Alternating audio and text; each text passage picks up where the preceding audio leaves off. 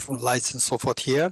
And the online participants, I would say that in future, for any such programs, Tibet House organizes, or not necessary, Tibet House, say any program that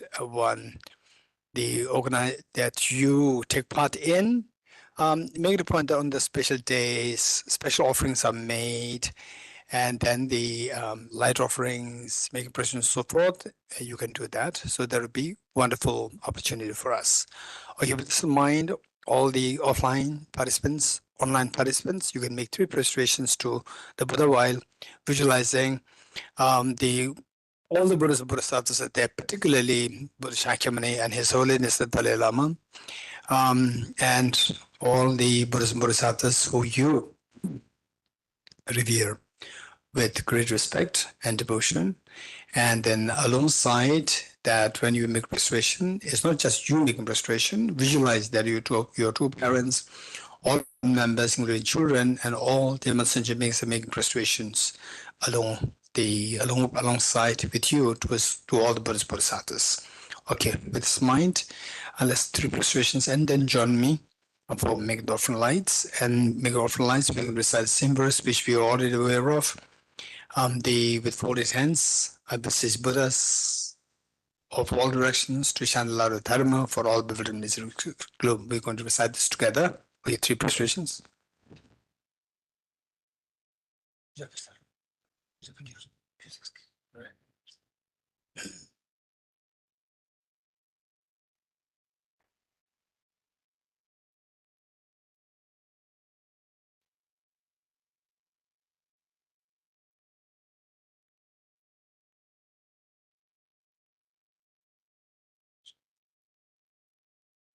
With folded hands, I beseech the Buddhas of all directions. With folded hands, I beseech the Buddhas of all directions to shine the light of Dharma for his rays gloom. With folded hands, I beseech the Buddhas of all directions to shine the light of Dharma for his rays gloom. With folded hands, I beseech the Buddhas of all directions to shine the light of Dharma for his rays gloom. With folded hands, I beseech the Buddhas of all directions to shine the light of Dharma for his rays gloom.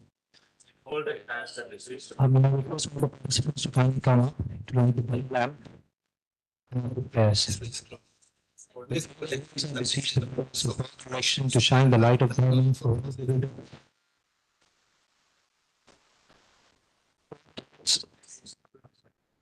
To shine the light of Dharma for all the Buddha in his rays gloom. With folded hands, I beseech the Buddhas of all directions to shine the light of Dharma for all the Buddha in his rays gloom. With folded hands, I beseech the Buddhas of all directions to shine the light of Dharma for all the Buddha in his rays gloom. With folded hands, I beseech the Buddhas of all directions to shine the light of Dharma for all the Buddha in his rays gloom. With folded hands, I beseech the Buddhas of all directions to shine the light of Dharma for all the Buddha in his rays gloom. With folded hands, I beseech the Buddhas of all directions to shine the light of Dharma for all the Buddha in his rays gloom. With folded hands, I beseech the Buddhas of all directions to shine the light of Dharma for all the Buddha in his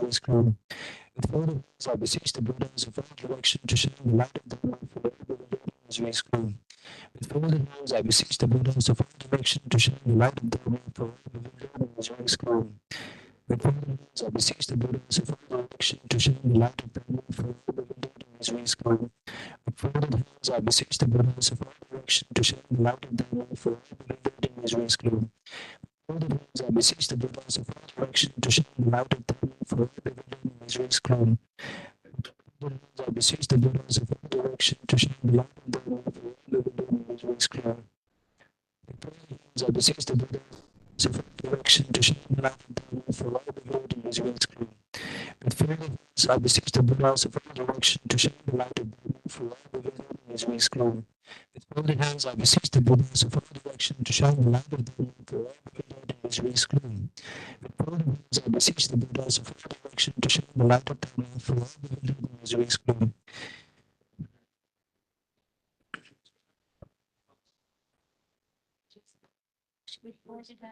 See the Buddhas of all directions to shine the light of Dharma for all the Buddha in his rays gloom.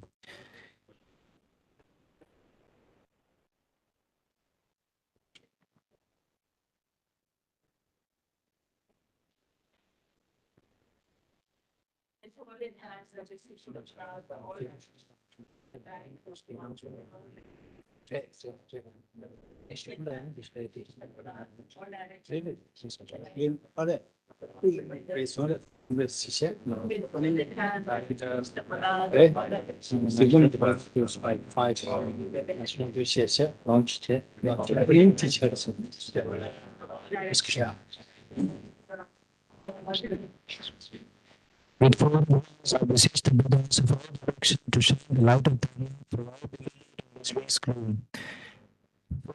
I beseech the Buddhas of all direction to shine the light of Dharma for all bewildered in this vast gloom. I beseech the Buddhas of all direction to shine the light of Dharma for all bewildered in this vast gloom. With folded hands, I beseech the Buddhas of all direction to shine the light of Dharma for all bewildered in this vast gloom.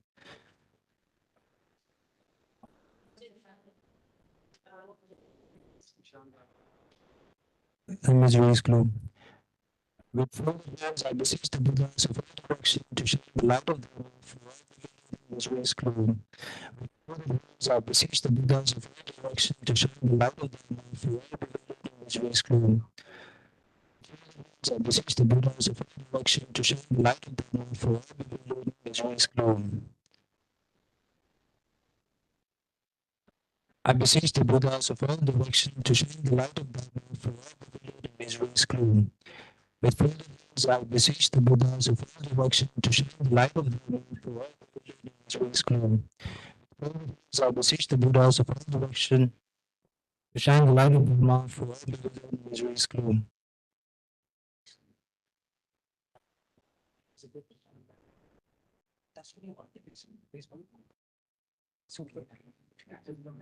Of all direction to shine the light of Dharma for all bewildered in this vast gloom.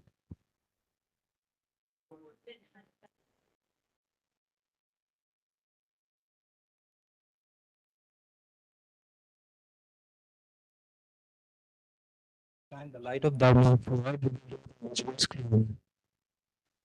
I beseech the Buddhas of all direction to shine the light of Dharma for all bewildered in this vast gloom.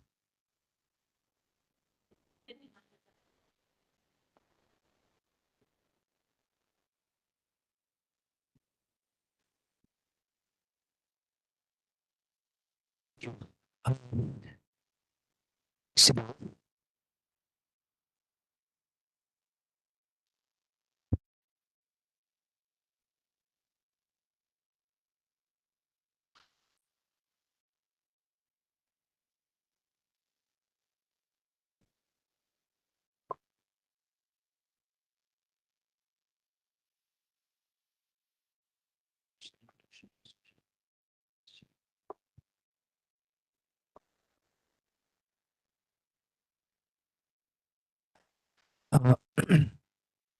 Good evening, everyone.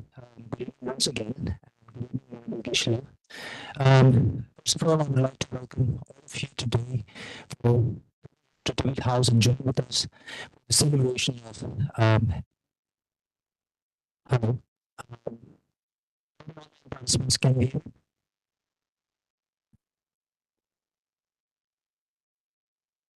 Hello. Um, excuse me.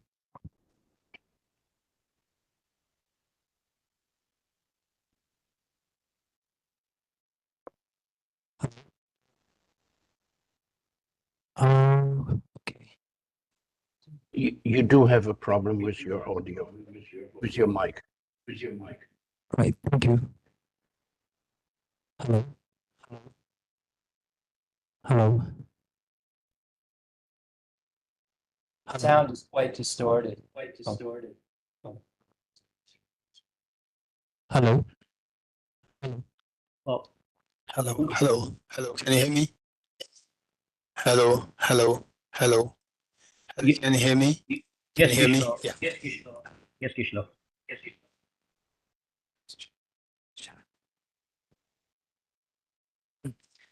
Um, sorry, everyone. Let us begin once again. Good evening, everyone, and good evening, Venerable Guru Abdullah. First of all, I would like to welcome all of you for coming here to Tibet House today and join with us for the celebration of Chokhor Duchen, which is the first turning of the Wheel of Dharma by Lord Buddha.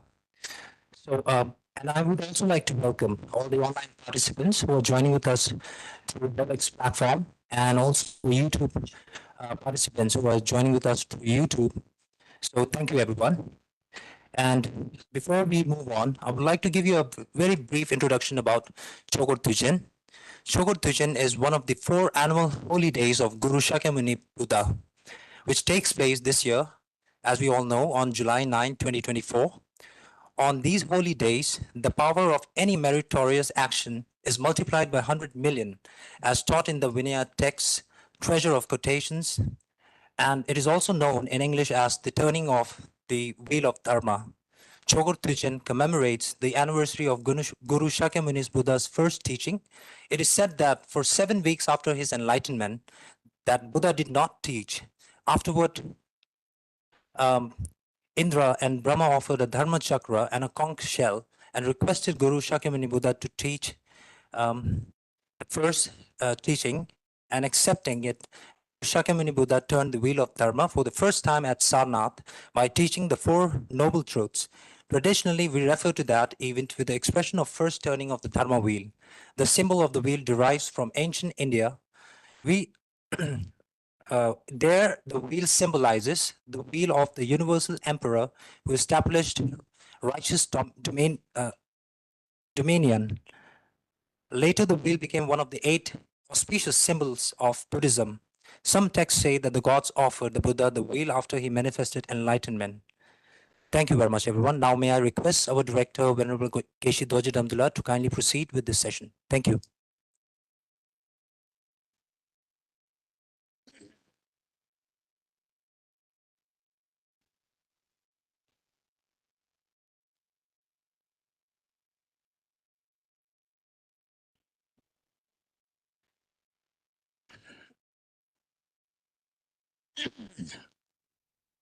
Okay, thank you, Kuwa Chandela, the program coordinator of Tibet House, Delhi. And with this in mind, in fact, our program coordinator, he gave a detailed the understanding of what this Chokhor Duchen, the Buddha's, the day the Buddha turned the first wheel of Dharma, what it signifies. So with this in mind, the best way by which to commemorate such important days is, in fact, to do what the Buddha wants us to do, is to do what His Holiness the Dalai Lama wants us to do. And what they want us to do is to do something which will be of greatest benefit for you, which will make you happy, which will get you your miseries, and which will help you grow, to expand your happiness, or already existing happiness, to infinity, and already the what it possesses, the freedom from miseries, to the limitless freedom, limitless fearlessness. So this is what Bodhisattva is expecting us to do, and for which I can see that many of you are from the Nalanda studies undertaken Tibet House. You know what will help us to reap the maximum benefit, which is the practice of wisdom of emptiness to create fearlessness, and the practice of Bodhicitta to expand your circle of happiness. So this is the best way to do in this connection, since that very recently, as a part of celebrating His Holiness's birthday, 89th birthday, we undertook the ceremony of taking Auspicious Bodhisattva vow, and because of which, today we opted to go for a short teaching, which will remind us of what we are supposed to be doing, and based on the very authoritative, incredibly enlightened master, great Bodhisattva, Gyaltse Thome Sangpo. And then alongside, or as a part of the Tibetan program, very important program, which is Holiness the Dalai Lama in 2016 expresses incredible joy to see that, to the extent that he actually uttered these words, that now Tibet House is actually the flying as intended originally by His Holiness when he established Tibet House in ways of fulfilling what he had in the mind that Tibet House should be doing something. So that is to disseminate the teaching of compassion, to disseminate the teaching of the common sense perspective, or the across the board of religions, across the board of the sentient beings, of the nationalities, religions, and so forth. So this is exactly what is happening now. And then so with this mind, this will be the greatest offerings for all Buddhist Bodhisattvas, and this is the greatest of the gifts that we make into all sentient beings. And this is the best way by which to extract, to give a meaning, the purpose to one's own life. So with this in mind, I'm glad to inform you that Tibet House is today inaugurating or launching the Nalanda Master's Course Batch 5. Today, on this auspicious day of the Buddha's turning the first wheel of the Dharma, the Nalanda Diploma Course Batch 5. And then the enrollment will keep happening, and the program or the classes, the course will start from October. So with this in mind, all along, a whole July, the August, September, we have the space, the time space for the people to keep enrolling. And the point is that why we had this program, Nalanda Diploma Course, and then, okay, so this will happen a little later.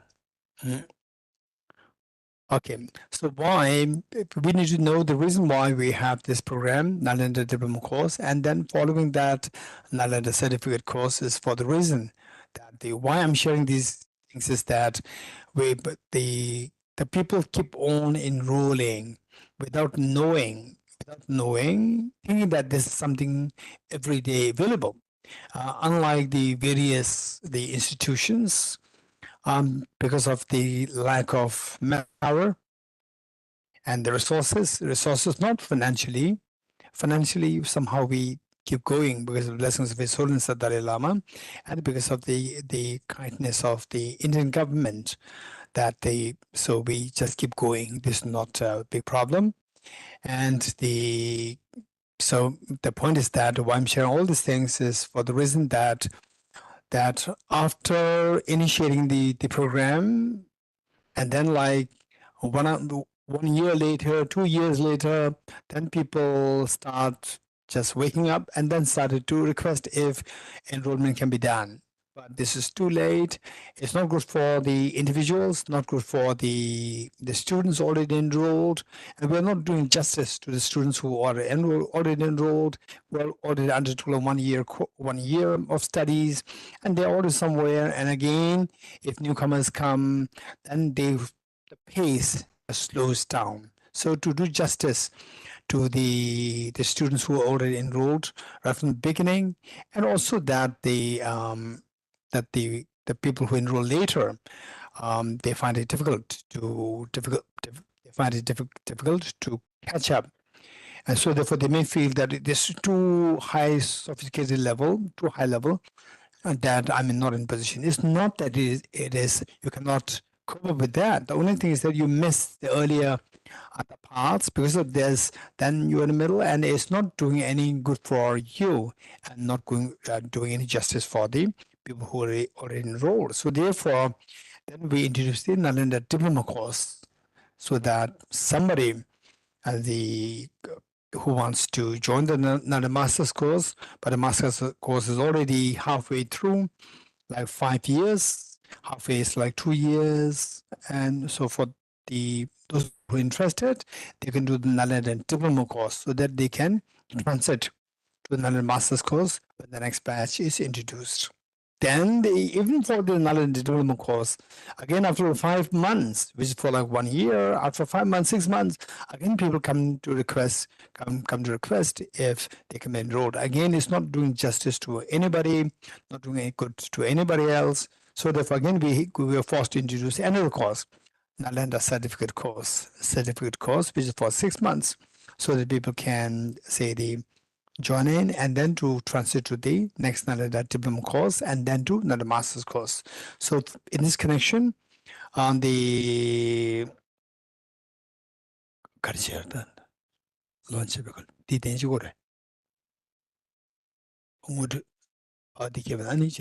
so the our Tibet House program coordinator, Mr. Chandela, will just introduce as to how to, with respect to the launch of this, a little later. And first, we will do the prayers, number 1, then followed by the launch of the Nalanda Diploma Course Batch 5, followed by the teaching on the 37 practices of the Bodhisattvas. Okay, so with this mind, let us turn to page 3, screen sharing. Page 3 of the book, and I hope all of you have the offline participants. You have the book and the online participants screen sharing. Okay, setting a proper motivation with 3 points. Visualize Buddha Shakyamuni, His Holiness the Dalai Lama, and all the Buddhas Bodhisattvas with us, and how you visualize them. That plays a very important role, that they are so loving, caring, embracing. And Bodhicitta field, visualize your 2 kind parents and all your dear meditation makers, including children, living on a side, everyone in this world, all the creatures, 8 billion human beings, and the trillions of creatures in the oceans, in the wilderness, from the tiniest of the unicellular, the organism, amoeba, to the biggest of the size in terms of the, like elephants, the blue whales, and so forth. Just think of all of them with you, and it's just everyone has the Buddha nature, zero perfection, and with the incredibly great compassion to, first of all, to awaken one's own Buddha nature, and then to help all other beings, alongside to help all other beings to awaken the Buddha nature. Finally, we need to know what remedies to apply, and that is the wisdom of emptiness. And this wisdom of emptiness must be complemented, tempered by the Bodhicitta, the motivation Bodhicitta, altruistic Bodhicitta, wishing to become enlightened for the benefit of demonstration beings. So, with these 2 motivations, let us turn to page 3, and imagine that you are leading this practice and all beings are joining us. And through the great compassion, you taught the Immaculate Dharma to dispel all perverted views, to you the Buddha Gautama, I pay homage. And through the great compassion, you taught the Immaculate Dharma to dispel all perverted views, to you the Buddha Gautama, I pay homage. And through the great compassion, you taught the Immaculate Dharma to dispel all perverted views, to you the Buddha Gautama, I pay homage. I go for enlightened to the Buddha, the Dharma, and the Sangha. By my accumulations of practice of giving and so forth, may I become a Buddha to benefit all sentient beings. I go for refuge until enlightened to the Buddha, the Dharma, the Sangha. By my accumulations of practice of giving and so forth, may I become a Buddha to benefit all sentient beings. I go for refuge until enlightened to the Buddha, the Dharma, the Sangha. By my accumulations of practice of giving and so forth, may I become a Buddha to benefit all sentient beings. Sanye Joda Zoge Jonam Lo Chanju Badu Dani Gyabzu Jin Age Jinso Gebe Zonam Ge Dola Benjir Zanye Dubare Shu Sanye Joda Zoge Jonam Lo Chanju Badu Dani Gyabzu Jin Age Jinso Gebe Zonam Ge Dola Benjir Zanye Dubare Shu Sanye Joda Zoge Jonam La Chanju Bardu Dani Gyabzu Sonam Ge Dola Benjir Sanye Dubare Sho. Independent origination, there is no ceasing, no permanence, no coming, no going, no separateness, no sameness. I prostrate to the consummate Buddha, the supreme of all teachers, the one who taught this peace, which is free liberations. are prostrate to the mothers of the hearers, the Bodhisattvas and the Buddhas, which through the knowledge of all lead hearers seeking pacification to complete peace, which through the knowledge of paths causes those who have to migrate to achieve the aims of the world, and through the possession of which shall subdue and expound a variety of teachings. The one who has transformed into the reliable guide, motivated by ultimate to benefit sentient beings, the teacher, Sugata, and protector, to you are my prostrations. The one who has eliminated the web of conceptualizations and is endowed with the divine bodies of the vast and the profound, who shines forth the forever noble light rays, to you the Buddha make prostrations. Inspired by wisdom and compassion, today in the Buddha's presence, I generate the mind of full awakening for the benefit of all sentient beings. As we recite this mantra, so since most of you already know the meaning, and those who do not know the meaning, I would suggest that you try to get the listen to the teachings or the meanings of these from the teachings which were already recorded from Tibet House. Feel free to get them from the Tibet House office. We have Chandala here from coordinator. He will provide us with this material, whoever is interested. So the meaning, the point is that where the meanings are not reflected and the benefit is so less, so therefore why not we spend the same time to have greater benefit rather than spending the time and then not having any benefit. So with this mind, those who already know the meaning, make sure that the meaning is reflected.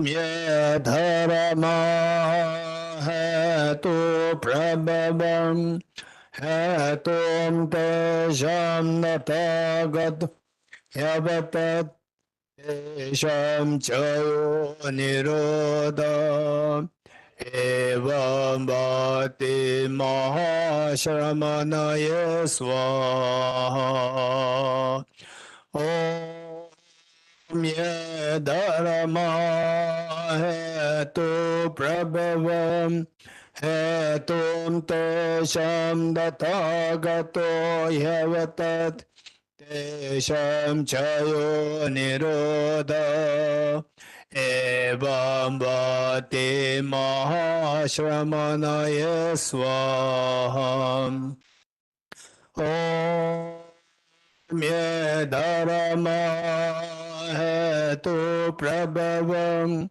hetum tesham dathagato yavatat Tesham chayo nirodha evam bhati mahashramanaya swaha. Meaning of the entering the mantra. All phenomena arise from causes. The causes are taught by the Tathagata. The cessation causes as well as taught by the grace here.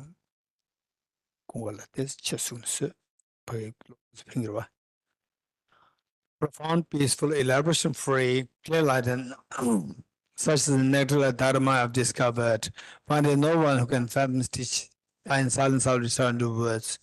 Beyond our trends, thought and expression is the perfection of wisdom, which is unborn, unseized, and has the nature of space. It is the object of apprehension of self-realized wisdom. To you, the mother of the Buddhas, or 3 times, I be obeisance. The 4 seeds of the Buddha's teachings. All composite things are impermanent. All contaminated things are the nature of suffering. All phenomena are the nature of emptiness and selflessness. Transcendent sorrow is peace. The Guru is Buddha, the Guru is the Dharma, likewise the Guru is the Sangha. The Guru is also everything wholesome. I go for refuge in the Guru. By the sound of the vibrant drum of Dharma, you liberate all beings of miseries. I beseech you to kindly until the end of the expanse of billions of eons. The Buddha does not watch the negativities of beings, nor does he remove them by his hands. His spiritual realizations are not transferred to them. It is by teaching the truth of suchness that the beings are liberated. With folded hands, I beseech the Buddhas of all directions to shine the light of Dharma for all bewildered miseries gloom. Instruction parting from the 4 attachments. If you're attached to this life, you are not a spiritual practitioner. If you're attached to samsara, you have no renunciation.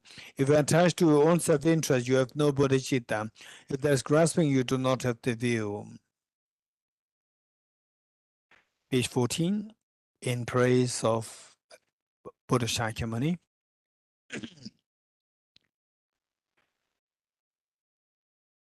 particularly to remember the kindness of Buddha Shakyamuni, who for the first time on this planet Earth gave the teaching on the ultimate reality, which corresponds to the emptiness of objective reality. And his two teachers, Acharya Alarakalam, Acharya Uttarika, both of them, while Prince Siddhartha, they received teachings from them and finally reached the same level of the realization, requested for more teachings from his teachers, and both the teachers consecutively said that you have reached the ultimate enlightenment. There's nothing more to. There's nothing more. And all my students, they are your students, and you teach them. And the Prince Siddhartha said that, and I came here to look for the solution to all the problems of all sentient beings. And for me, my personal gain, my personal realization in terms of the abiding the peace of samadhi, meditative concentration is there, but this is not what I'm seeking. I'm seeking the solution to heal all the sentient beings.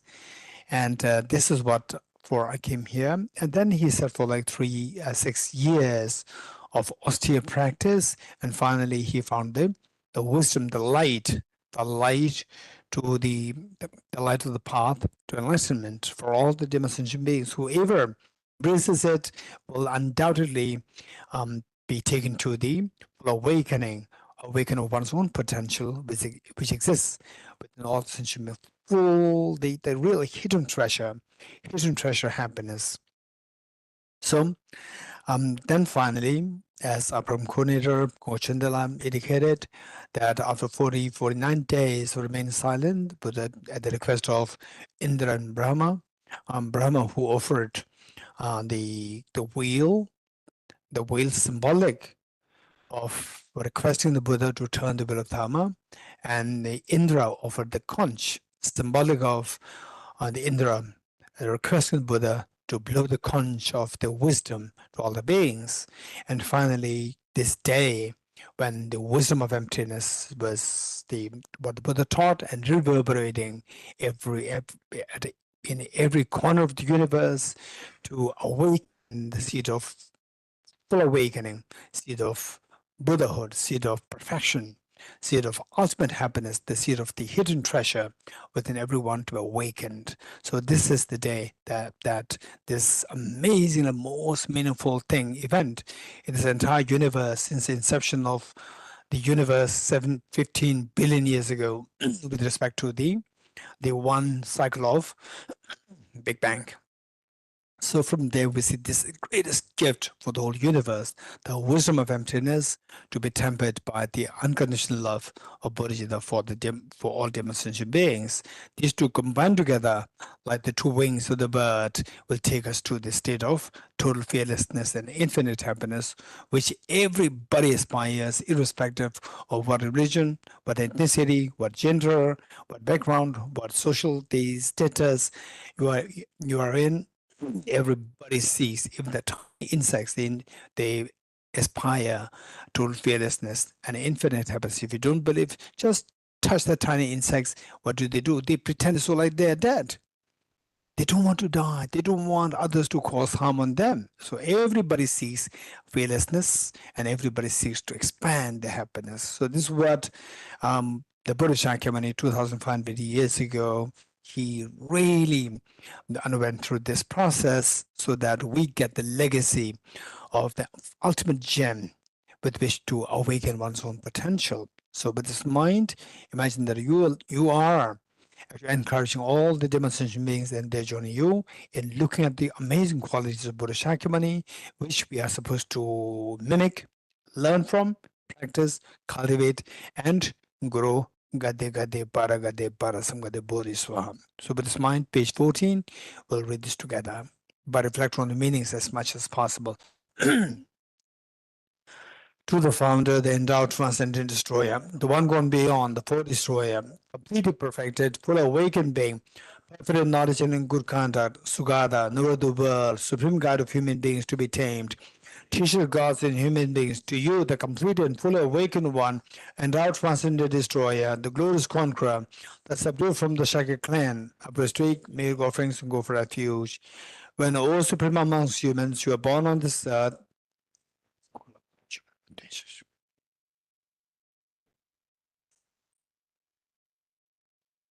so wisdom ocean like a golden mountain, famed that this is in the three worlds, what is the best, Lord, to you I prostrate.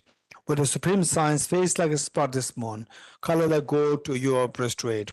Prostrate like you, the three worlds are not, incomparable wise one, to you I prostrate. The Savior having great compassion, founder having all understanding, filler married with qualities like a vast ocean, to you the Tathagata I prostrate. The purity that frees from attachment, the virtue that frees from the lower realms, the one path, the sublime pure reality, to the Dhamma that pacifies I prostrate. Those who are liberated and also show the path to liberation, who feel qualified with realizations, who are devoted to the moral precepts, to you the Sangha I prostrate. Do not commit any non-virtuous actions. From only perfect virtuous actions, to pursue your mind thoroughly, this is a teaching of the Buddha. A star, a visual aberration, a flame of lamp, an illusion, a drop of dew or a bubble, a dream, a flash of lightning, a cloud. See, conditioned things as such. Through this marriage, may sentient beings attain the rank of all-seeing, subdue the four faults, and be delivered from samsara's ocean, perturbed by the waves of aging, sickness, and death. Heart Sutra mantra, Heart Sutra, sorry, page 29, Heart Sutra.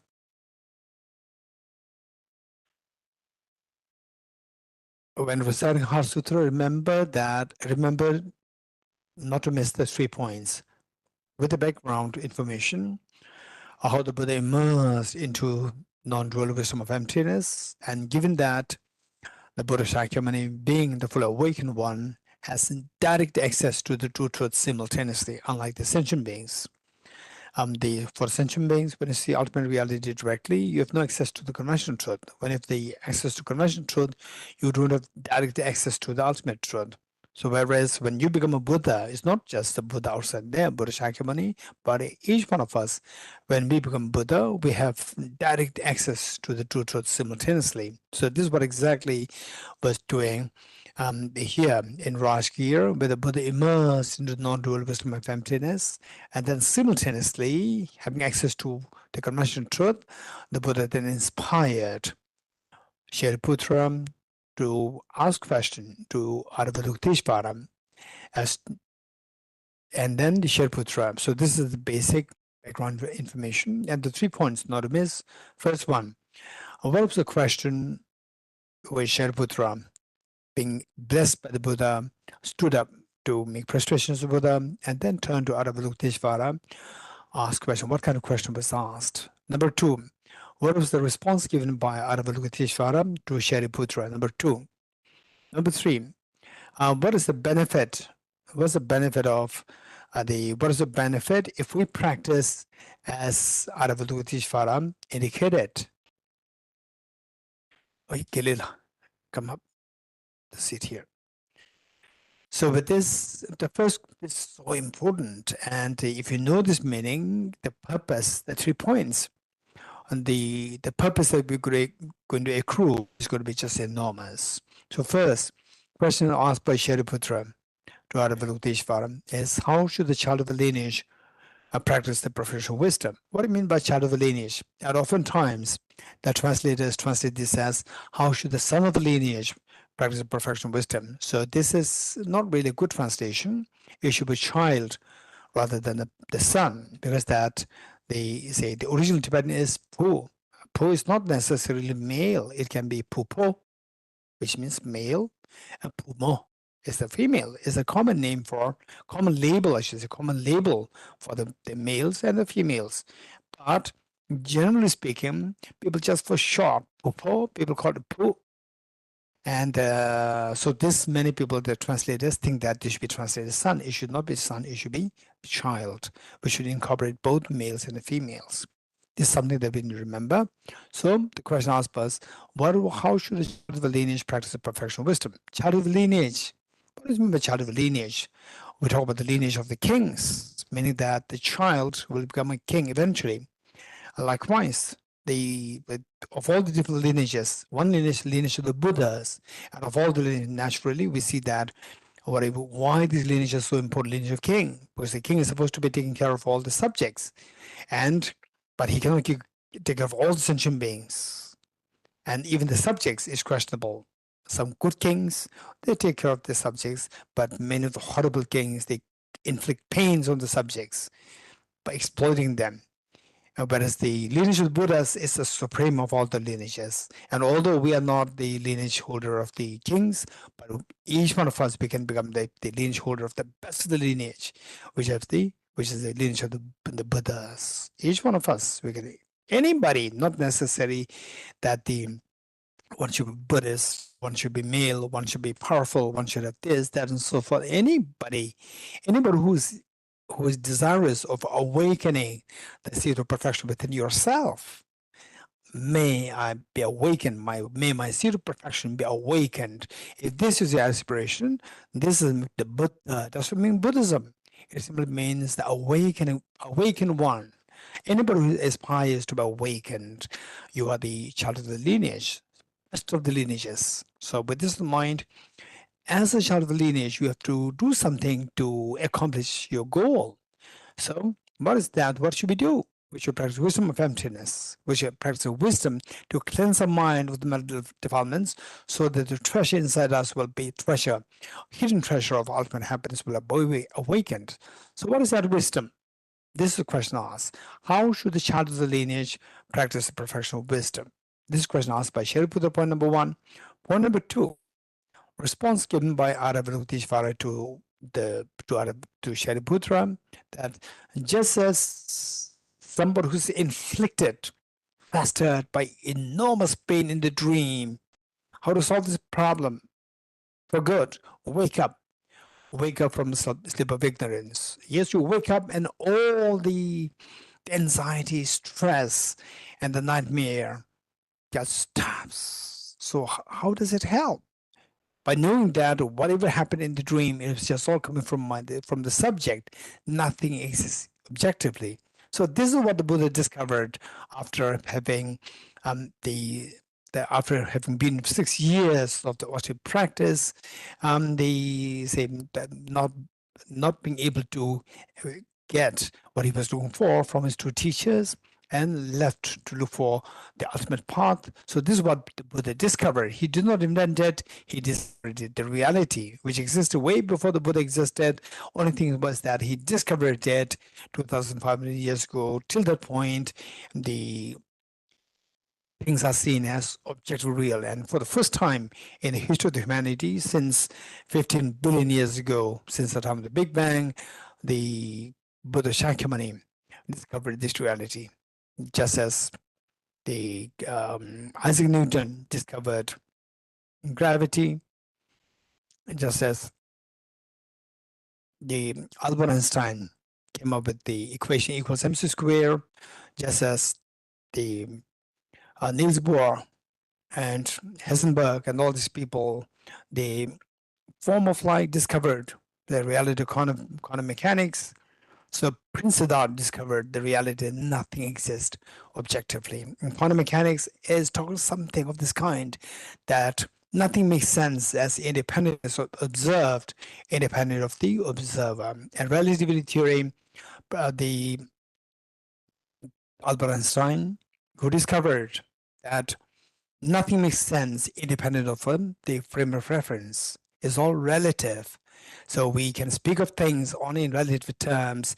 Keep in mind a frame of reference. Only with the frame of reference, then we can speak about things as what is the values, different values of the space, time, and so forth. This is exactly what the Buddha discovered, that nothing exists as independent of your mind. Everything exists by mind. The moment you discover that, this is waking up. Just you wake up from the sleep of ignorance, all your anxiety, stress, and so forth, the fears and the nightmare in the dream stopped. Likewise, you wake up from the sleep of ignorance, all your miseries will stop. How? By seeing everything like a dream. So this is what exactly Avalokiteshvara responded by teaching us how everything like yourself as a person is like a dream. and that it just exists subjectively as opposed to objective existence, and then discovering that the 5 elements which constitute the self, the 4 noble truths, the 12 things of dependent origination, the 12 sources, and then the 12 things of dependent origination, how they evolve and how the seas and all these the phenomenon, incorporating the every bit of the details of the whole universe, is to be seen as like a dream, as purely subjective. Nothing is objectively. So this is awakening. With this, all your miseries will stop. So this is what the Aravalokitīśvara taught. Number 2. Number 3 was the purpose of, what's the purpose, was the benefit, what kind of benefit we get if you practice as indicated by Aravalokitīśvara. Then Aravalokitīśvara went on to explain the benefit of this by saying that all the Buddhas of the past, present, and future, they enter through this gate of waking up. It's the only entrance through which anybody can persevere to get to a state of fearlessness and infinite happiness. And with this experience, all your fears will be dropped, and this is the only way by which your seed, the hidden seed of awakening, the treasure of happiness, will be awakened fully. Okay, these are the 3 points. Not to miss as you read this together. Heart Sutra, the Perfection of Wisdom Sutra. I proceed to the Triple Gem. Thus did I hear at one time the Buddha was dwelling in the Master Vulture's mountain and Rajgriha, together with a great community of monks and a great community of bodhisattvas. At that time, the Buddha was absorbed in the concentration on the categories of phenomena called profound illumination. Also at that time, the Bodhisattva Mahasattva Aravalokitīśvara looked upon the very practice of the profound illumination of wisdom, and behold, those 5 villages also as then through the power of the Buddha, Venerable Shariputra said this to the Bodhisattva Mahasattva Avalokiteshvara: how should any child of the lineage who wishes to practice the act with the profound perfection of wisdom train? He said that, and the Bodhisattva Mahasattva Avalokiteshvara said this to the Venerable Shariputra: Shariputra, any son of the lineage or daughter of the lineage who wishes to practice the act with the profound perfection of wisdom should look upon it like this, correctly and repeatedly, beholding those 5 areas also as empty of nature. Form is empty, empty is the form. It is not other than form. Form is also not other than emptiness. In the same way, feeling, discrimination, composite factors, and consciousness is empty. Shariputra, likewise, all phenomena are empty, without a characteristic, unproduced, unceased, unstainedness, not without stain, not deficient, not fulfilled. Shariputra, therefore, in emptiness there is no form, no feeling, no discrimination, no composite factors, no consciousness, no eye, no ear, no nose, no tongue, no body, no mind, no visual form, no sound, no smell, no taste, no object or touch, no phenomenon. There's no I element and so on, up to and including no mind element and no mental consciousness element. There's no ignorance, no extinction of ignorance and so on, up to and including no aging and death, and no extinction of aging and death. Similarly, there is no suffering, origination, cessation of path. There is no exalted wisdom, no attainment, also no non-attainment. Shariputra prefers Bodhisattvas rely on and dwell in the perfection of wisdom, thus without fear. Having completely passed beyond error, they reach the end point in nirvana. All the Buddhas who dwell in the three times also manifestly completely awaken to unsurpassable, perfect, complete enlightenment, and will answer perfection of wisdom.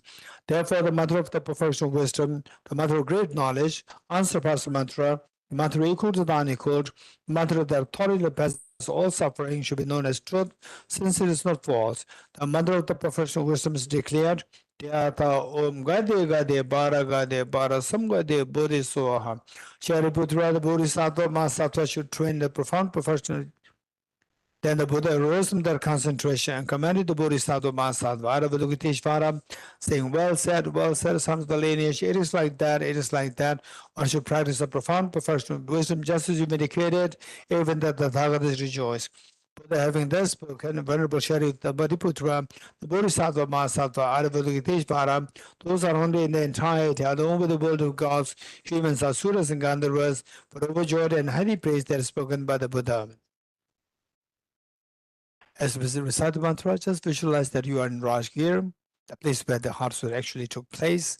And if you know, if you've been there, you can visualize it properly. Otherwise, just visualize that the place where the Buddha Shakyamuni actually say the traversed, and the presided over this congregation of the monks, nuns, all the bodhisattvas and the devotees there, and then Avalokiteshvara, then Shariputra, and in fact, His Holiness the Dalai Lama actually paid visits there so many times.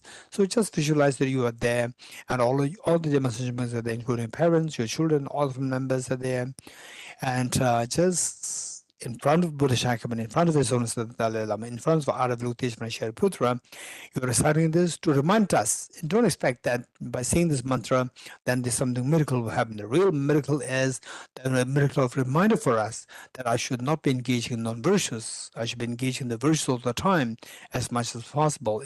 And all to be put together in summary, I will try my best to be kind towards other people.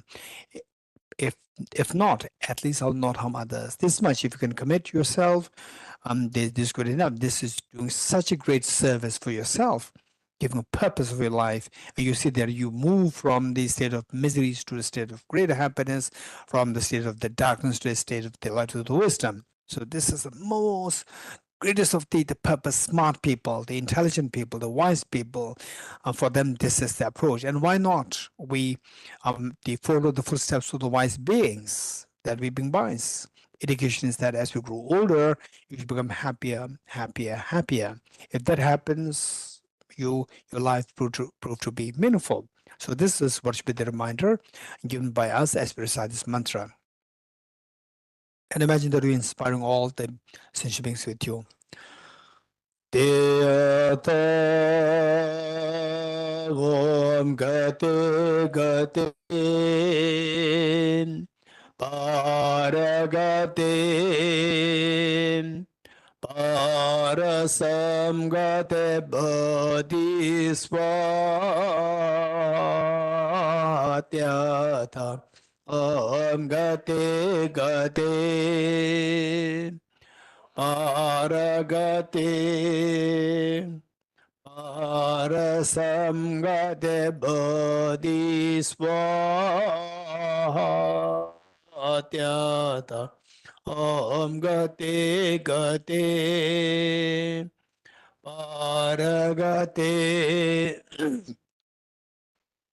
Prasangate Bodhisvatyata Om Gate Gate Paragate Parasam Gate Bodhisvatyata Om Gate Gate Paragate Parasam Gate Bodhisvatyata Om Gate Gate Paragate Parasam Gate Bodhisvatyata. By the teachings of the three supreme jewels possessing power of truth, may inner and outer hindrance be transformed, may they be dispelled, may they be non-existent, may they be pacified, may all negative forces opposed to the Dharma be completely pacified, may the whole to 80,000 obstacles be pacified, may we be separated from problems and conditions harmful to the Dharma, may all enjoyments be in accord with the Dharma, may auspicious and perfect happiness pervade this place now.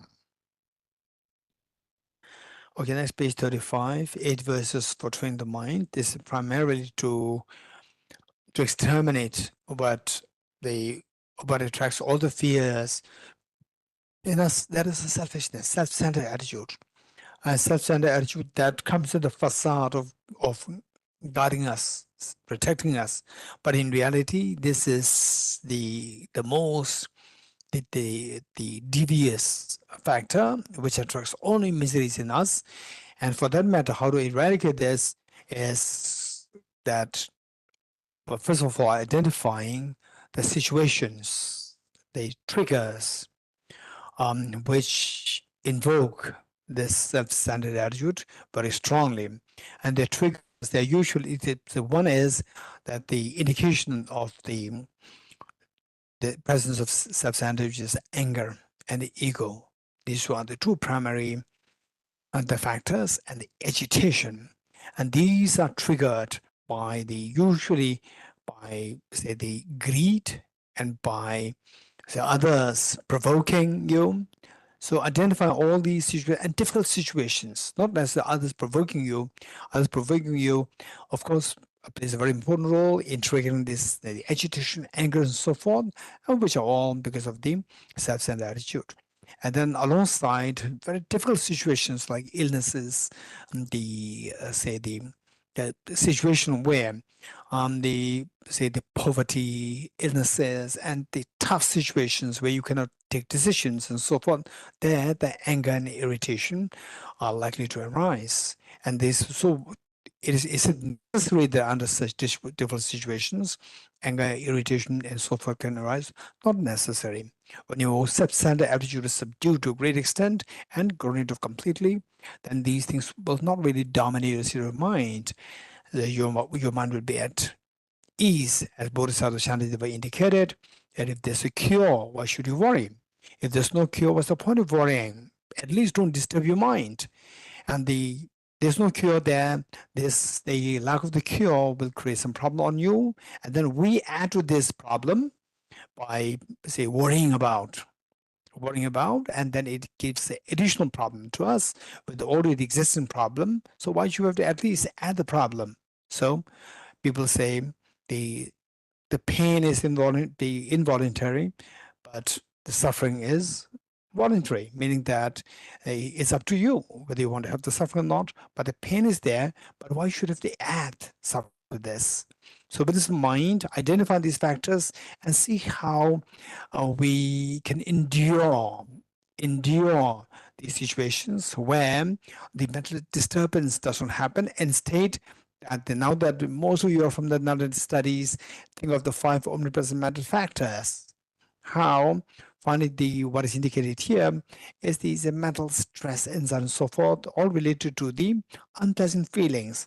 How to change this unpleasant feeling, the feeling from the unpleasant one to the pleasant ones. How? By changing the discrimination. Discrimination really is a cognitive activity of the mind, and it is for this reason that in the Buddhist teachings there's a tremendous emphasis on the cultivating the wisdom, cultivating the knowledge, and without the knowledge you don't know how to change your discrimination, without which the feelings will be not in your hand. The feeling will be prone to be the miserable, unpleasant feelings, because of which then the mental factor of intention will make us to resist the unpleasant feeling, the triggers of the unpleasant feeling. And this resistance, if it's prolonged, it becomes the chronic and can go into depression. And if it's intense, it can be anxietic. So these are things by which we can take care of ourselves. And then eventually how to change this cognitive thought process, cognitive activity of the discrimination is by seeing them as, instead of seeing the triggers of the agitation as like poverty, like others, the abusing you and so forth, we take them as cognitively, we take them as a great opportunity for a growth. In other words, to see them as, to see the discordant factors or the unfavorable factors as something favorable and conducive. In other words, obstacles to be seen as opportunities. When able to cognitively, wow, this is amazing, these are the opportunities for me to grow. And when you say it's an opportunity for me to grow, what's the feeling inside you? Pleasant, unpleasant? Very pleasant feeling. And then this will make your mind not resist the triggers, instead will embrace. So that embrace builds your immunity. The pleasant feeling and the mind embracing it, the movement, it reinforces your the immunity, and immunity becomes very strong. But immunity is strong, it will just fight all our diseases. Even if somebody has a cancer or some terminal illnesses, where you say your mind, if you're able to keep your mind calm and at ease, intention, not to resist, but embrace because of the pleasant feeling, because of the wise cognitive thinking. Cognitive thinking, which is discrimination, then it will really boost your immunity, and miracles, the real miracles can happen, not that somebody does something for you, because of your, say, the proper way of thinking, that the immunity becomes strong and that will fight instead of the external medications to help you fight uh, the uh, the the factors, the illness and so forth. Your own immunity will fight. Immunity you build naturally through your cognitive thinking. So this is so wise. So this is the approach of the wise people. With this mind, let's recite the 8 verses of mind training. 8 verses for training the mind by Geshe Langri Thamba. With the determination to achieve the highest aim, for the benefit of all sentient beings, which surpasses even the wish-fulfilling gem, may hold them dear at all times. Whenever I interact with someone, may I view myself as lowest amongst all, and from the very depths of my heart, respectfully hold others as superior. In all my deeds, may I probe into my mind, and as soon as mental and emotional afflictions arise, as I endanger myself and others, may I strongly confront them and avert them. When I see beings of unpleasant character, and those oppressed by strong negativity and suffering, I hold them dear, for they are rare to find, as if I have discovered the jewel treasure. When others, out of jealousy, treat me wrongly with abuse, slander, and scorn, I take upon myself their defeat and offer to others the victory. When others, some whom I've helped or in whom I've placed great hopes, minister his brain in extremely hurtful ways, may I regard him still as my precious teacher. In brief, may I offer benefit and joy to all my mothers, both directly and indirectly. May I quietly take upon myself all hurts and pains of my mothers. May all these remain undefiled by the stains of the 8 mundane concerns, and may I, recognizing all things as illusions, devoid of clinging, be released from bondage. Laman Tsongkhapa's dedication prayer, verse 1. From my reflections, vast the space that I've amassed, from working without the effort, this practice, may I become the chief leading Buddha for all those whose minds wisdomized blinded by ignorance. Okay, let us, yes, turn to page 40, short mantle offering.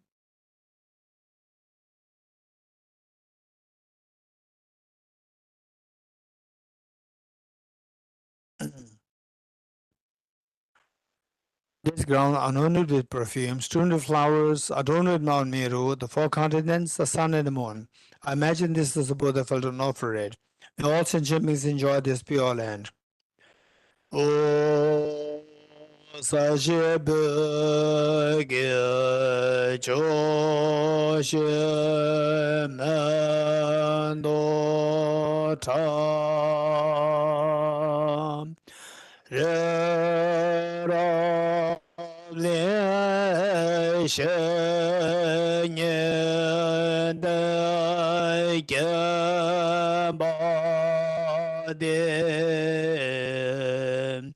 Sanye Shen Do Me Te Pe Wa Yin Do Gu Nam Da She La Che Ba Rai Shu. The 4th Dharmas of Venerable Gampopa. May I be blessed that my mind is directed towards the Dharma. May I be blessed that my Dharma practice on the proper path. May I be blessed that the path is free of flaws.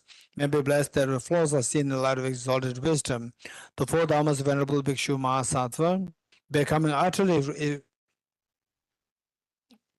Please bless me to generate renunciation, seeing all aspects of samsara as viciously repulsive. Please bless me that my mind overflows with the precious bodhicitta that cherishes others more than myself. Please bless me to have an immaculate experience of the wisdom of emptiness that does not see even an atom of intrinsic reality on the basis of understanding how things come into being by dependent origination through mere conditioning. Please bless me that my mind overflows with the precious wisdom of the non-duality of bliss and emptiness. Idam Guru Ratna Mende Lagam Nirate Amen. The foundation of all good qualities by Lama Tsongkhapa. This is a roadmap to the full awakening, roadmap to attaining fearlessness and infinite happiness. Of course, everybody aspires to attain that. For that matter, but to do something. What to be done? To know what is the correct thing to be done and how to do this. So the 14 verses, there's all the guidelines or the roadmap to us to embrace the correct information and proceed through this consistently and with rigor eventually. The foundation of all good qualities is a candid and perfect guru. Correct devotion is the by clearly saying this and applying great effort, please bless me and rely upon him with great respect. Understanding the precious freedom of this birth is found only once, is greatly manifold and is difficult to find again. Please bless me to generate a mind that unceasingly day and night takes its essence. This life is as impermanent as a water bubble. Remember how quickly in decades and death comes. After that, just like a shadow follows the body, the results of virtues and non-virtues come as follow. Finding firm and definite conviction in this, but always to be careful to abandon even the slightest negativity and accomplish all virtuous deeds. Samsaric splendor is unsatisfying and unreliable, seeking them is the door to all suffering. Recognizing these shortcomings, please bless me to generate the strong wish for the bliss of liberation. That by this pure thought, mindfulness, alertness, and great caution arise. The root of this teaching is keeping the Pratamaksha vows. Just as I've fallen into sea of samsara, so for all mother material beings, please bless me to see their strength in supreme bodhicitta and bear the responsibility of freeing my greater beings. Even if I develop bodhicitta but I don't practice the 3 types of morality, I'll not achieve enlightenment. With my clear recognition of this, please bless me to practice the Bodhisattva vows with great energy. Once I've pacified distraction to wrong objects and correctly analyze the meaning of reality, please bless me to create with my mind stream the unified path of commemorating special insight. Having become a pure veteran in the general path, please bless me to enter the holy gateway of the fortunate ones, the supreme Vajra vehicle. At that time, the basis of accomplishing the true attainments is keeping pure vows and samaya. As I become firmly convinced of this, please bless me to practice these vows. Then, having realized the importance of the 2 stages, as Vajrayana, by practicing with great energy, never give up the 4 sessions, please bless me to realize the teachings of the Holy Guru. Like that, may the Gurus who showed the noble path, and especially friends who practice their long lives, please bless me to pacify completely all outer and inner hindrances. In all my lives, never separated from perfect gurus, enjoy the magnificent Dharma by completing the qualities of stages and the paths, may cool attain the state of Vajradhara. Make some verse. You are Avalokiteshvara, great treasure of non-referential compassion, and Manjushri, master of flawless wisdom, as well as Vajrapani, to holds the demons without exception. Sangaba, crown jewel of this stage, the land of snows, the sun trouble your feet and make prostrations. We'll say this in Tibetan. We'll chant this.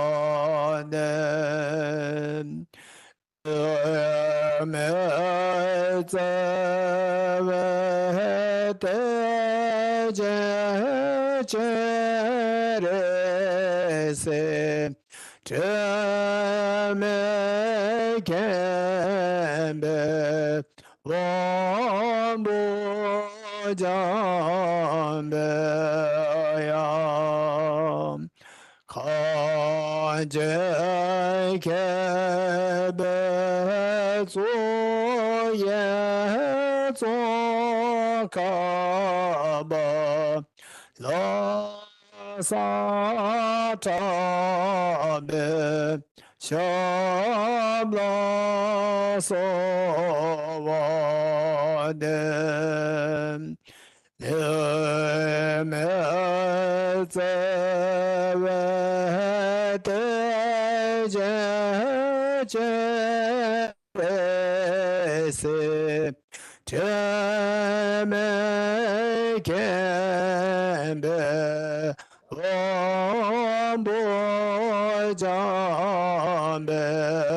Yam Khanje kebe tsoge tsokaba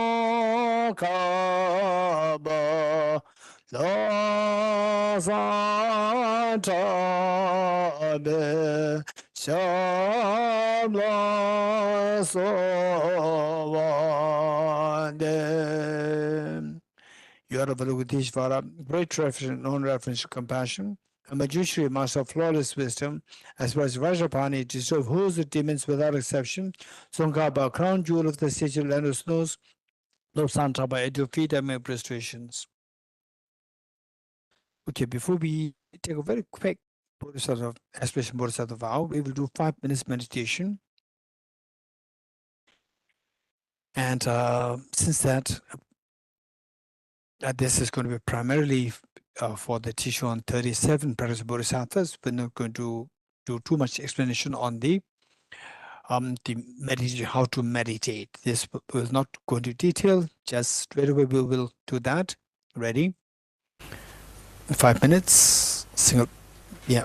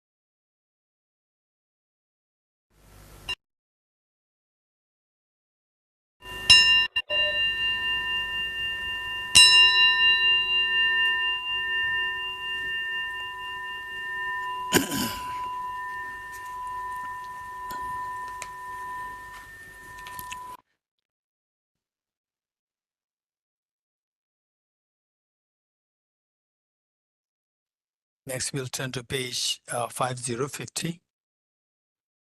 Today, we'll use just the 3 verses because we still have only the old version of the book.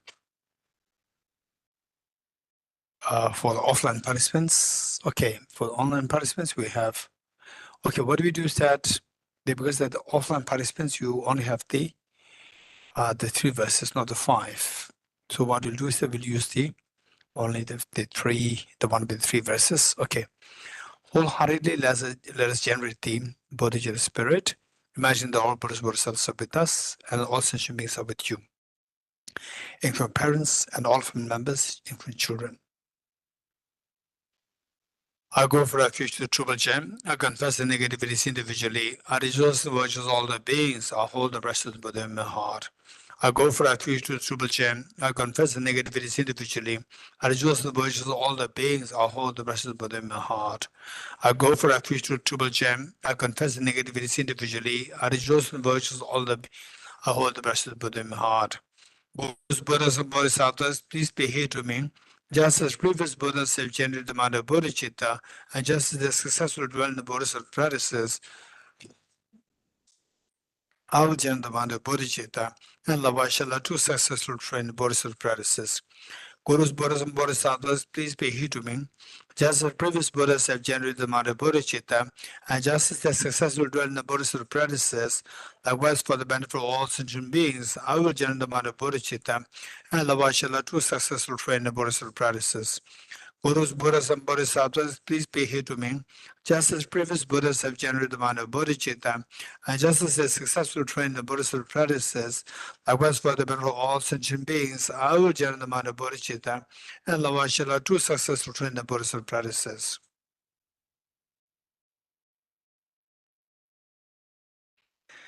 Okay, with this in mind, let us turn to the next page, page 51.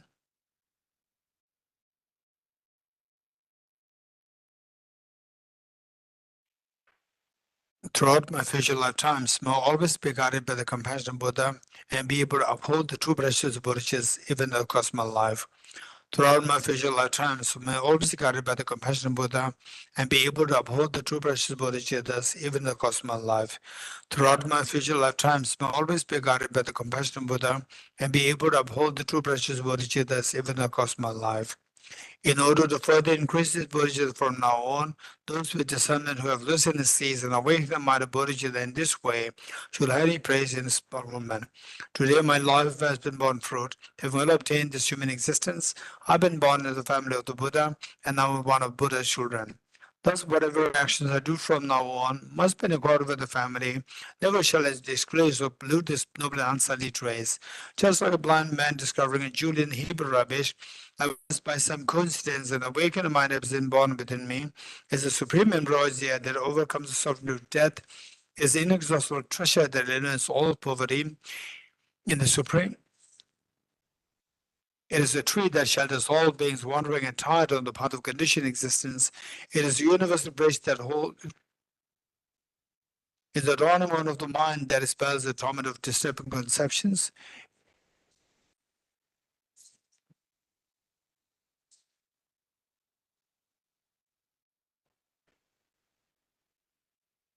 Who wish to experience the boundless happiness, this will satisfy what they enjoy and actually place them in supreme bliss. Today, in the presence of all the protectors and of all the worlds to be guests, at a festival of temporary and ultimate delight, may gods, demigods, enjoy all be joyful.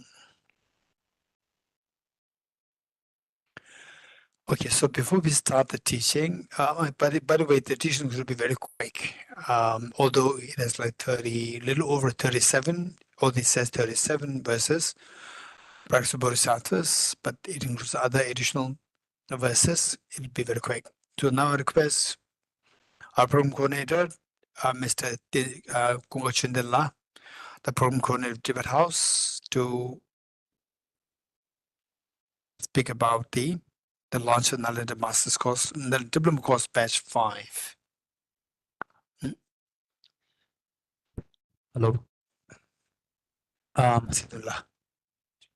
Sidullah. Now that, as we know that now we have the launch of the Nalanda Diploma course, batch number 5. So before we launch the NDC 5, I would like to give you a brief introduction about the Nalanda Diploma course. So after the successful launch of the first 5-year Nalanda Master's course by His Holiness the Dalai Lama on 9 December 2016, Tibet House felt that there is a genuine need in the modern world to introduce the rich legacy of the Nalanda tradition in a systematic and comprehensive way, delivered by a shorter duration courses. Keeping this in mind, Tibet House was extremely pleased to introduce the Nalanda Diploma course in Buddhist philosophy in 2018, and even a shorter duration course, Nalanda Certificate course, in 2021. Many Nalanda course batches have been successfully launched since then, and 5,800 plus participants from 96 countries have participated or are currently enrolled in these courses. We are therefore delighted to announce the launch of the 5th Nalanda Diploma course. The registration will open for NDC 5 on 2nd September 2024 and will remain open until 31st October 2024. And the teachings will commence on 2nd October 2024. So the duration of the teaching for this batch will be 14 months from October 2024 to December 2025. And the Nalanda Diploma course is suitable for all those who wish to acquire knowledge of key topics in Buddhism and deepen their understanding and practice of Dharma. No prior knowledge of Buddhist philosophy is required in order to join. Only willingness to learn is needed. And please note that monastics can also avail for 100% scholarship, and students can also avail for 75% scholarship on the course fee, while the participants from our previous courses, NMC1, NMC2, NDC1, NDC2, NDC3, NDC4, NCC1, and NCC2 can also avail 50% scholarship on the course fee. We encourage participants of prior and current Nalanda courses to join this batch as well, as it is a wonderful opportunity to revise what has been learned earlier. Additionally, many topics will be presented in a different way. We all request you to spread this message amongst your friends, family, and wider community. For the registration link and all other details about the course, please visit Tibet House website. And if you have any queries, please send us an email to nalandacourses@tibethouse.in, and we'll be very happy to help you with the registration of the Nalanda Diploma course. And now with this, I would like to request our Director, Venerable Geshe-la, to kindly do the honor and launch the Nalanda Diploma course, batch number 5. Thank you.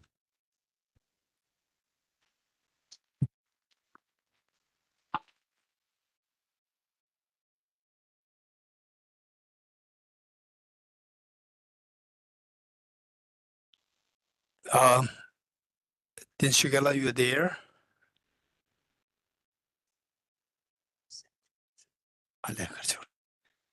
Okay, so which one? So I'm asked to assign to press a button here for the launch of the course. Okay, done. One more.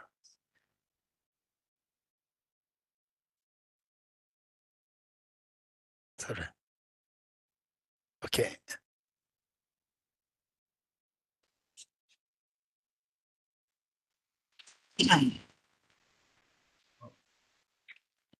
Yes, Kishla, I'm here.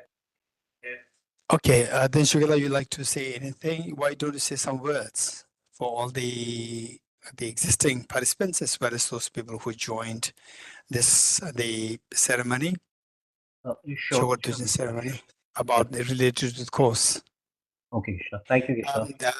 Mr. Din Shugala, Mr. Din Shugala, his original name, Mr. Debesh Thakur, and his wife, Mrs. Rimaji. Both of them have been incredibly great, and they're like the pillars of the Nalanda Master's course. Then Shugala taking care of all the logistics and the planning and so forth. Amazing. So we all be feeling extremely grateful to all these efforts, consistent for all these many years. And then Mrs.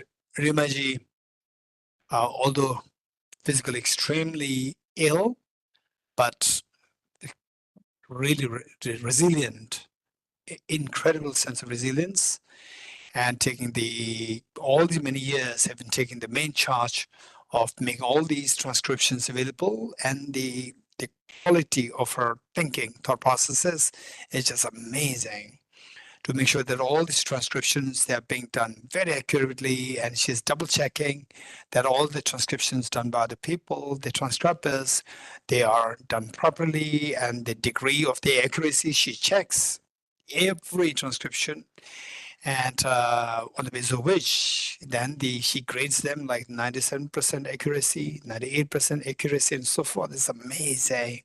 So two of them really, really, really made an left an incredible impact on the study of making this course available worldwide, and to fulfill the aspirations of His Holiness the Dalai Lama, and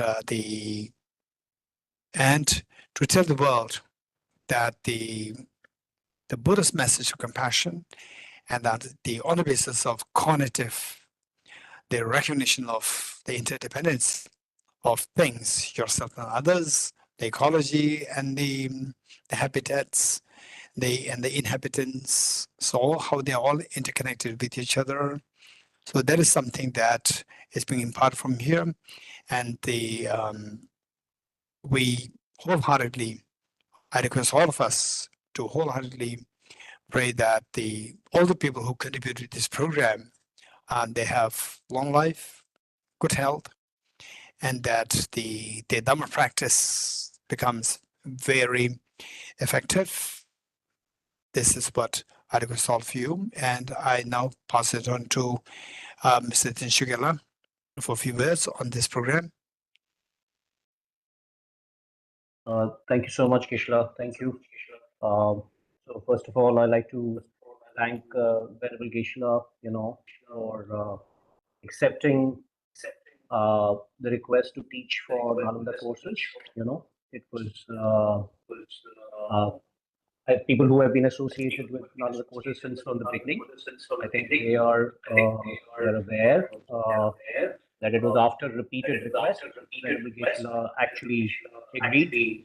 So thank you from bottom of my heart, and I'm very sure that all the participants of Nalanda courses are thanking Venerable Kishla for taking all the responsibility on his shoulder for so many years. Venerable Kishla has been teaching all these courses, and like Kishla earlier mentioned before the prayers, that mentioned before the prayers that we constantly keep getting. We started with the master's course we were very lucky that His Holiness launched the course in 9th December 2016, and since then we kept getting requests. So we added Nalanda diploma course, and then added Nalanda certificate course. I don't know if if we go with the same trend, maybe we need to add a shorter course also. We'll request Kishla and discuss with Kishla maybe a 2-month, 3-month course. But right now, Venerable Kishla digitally launched the Nalanda diploma course batch 5, which was actually sending an email announcement to everybody who's subscribed to the weekly newsletter, and one announcement was on the portal. Everybody who's part of the Nalanda courses will get. And then Nalanda Diploma course batch 5, again, thanks to Save Tibet Foundation, we'll have simultaneous translation in Russian. The response from the Russian-speaking community is tremendous. Thousands of people have joined the last 2 batches, Nalanda Diploma course batch 4 and Nalanda Certificate course batch 2. And then Kungala, like he mentioned, that we request that if you have friends and family who are interested to join such courses, please spread the word. Okay, of course, we will never ask anybody to force anyone, but genuinely spread the word.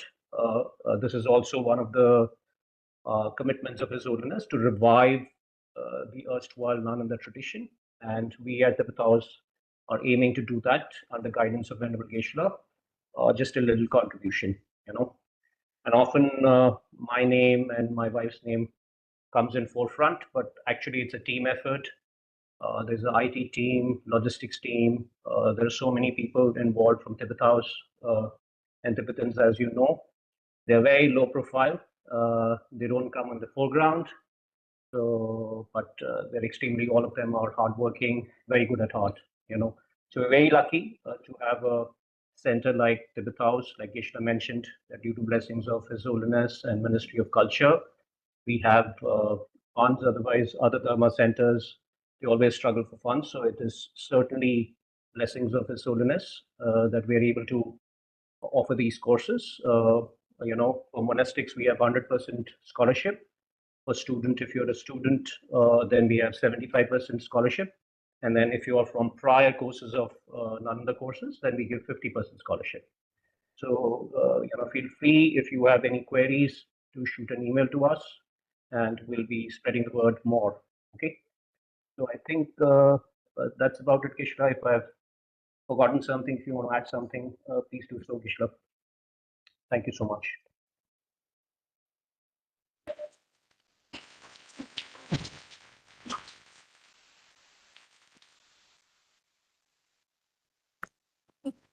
Oh yeah, thank you, Nishuela. Thank you so much.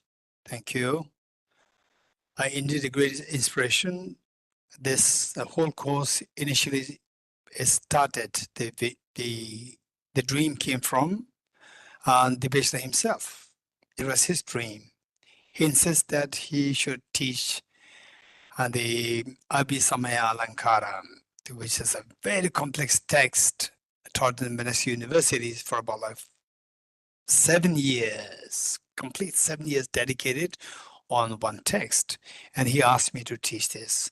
I said that yes, of course, these are very auspicious texts, and I can't say no. But we should be very realistic. And then he went further to say that if this can be taught in the form of a proper course, and I said we cannot do that. But if you would help me, then we can do it. And he said yes. So we think of 50 people, maximum 50. In a week's time, the number just exploded to 50, to 60, 70, 100. And then the Bachelor asked me, okay, now it hit 100, what should we do? I said, keep going. And then 850. And he said, what should we do now? I said, okay, it's fine, very, very auspicious. People are interested in learning about compassion, learning about the wisdom. It's amazing. And then, okay, then it kept exploding. They exploding like 300. What should we do now? I said, amazing, very auspicious to hear that. Then he said, but practically speaking, how to manage this number of students? I said, it doesn't matter. We can manage. And he said that what if people keep dropping? It doesn't matter. People will drop, but they will always carry with them that I am a Nalanda. Although they dropped in between, doesn't matter. They said that I am a Nalanda. That's why they said, I heard of Nalanda. Now I am Nalanda. This is so auspicious. How many 8 billion human beings forget about the trillions of creatures, not even heard the word Nalanda. Now these people, they said, I am Nalanda. I'm from Nalanda, right? I'm a Nalanda. I'm Nalanda. You can never become they say the non-Nalanda. It's amazing, but auspicious. So what's the problem? And the universities, they start with the undergrad students, like 300, 400 students, finally ending up doing PhD only 4, 5, 6. What's the problem? If they don't have the problem, why should we have the problem? So we kept going. And then it exploded from 300 to 400, 500, 600, 700, 700 over. So I said, just keep going. It's very auspicious, very auspicious. The world, these people who identify themselves as Nalanda, they will never become terrorists. Who believe in the Buddha's teachings of compassion, they will never become terrorists.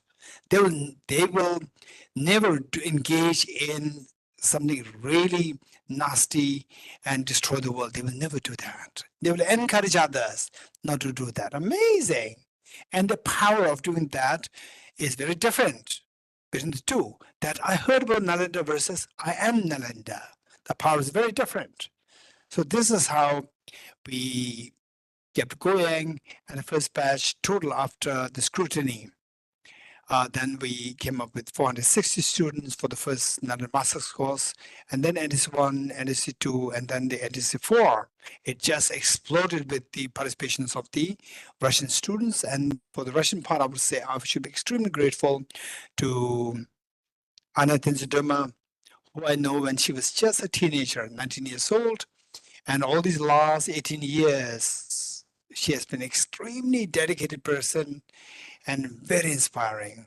And then I'm very fortunate also to have met with the Alexei and also the Tatiana. I'm very fortunate to have met them during the retreats. And then Anna Tenzidoma, the two of them.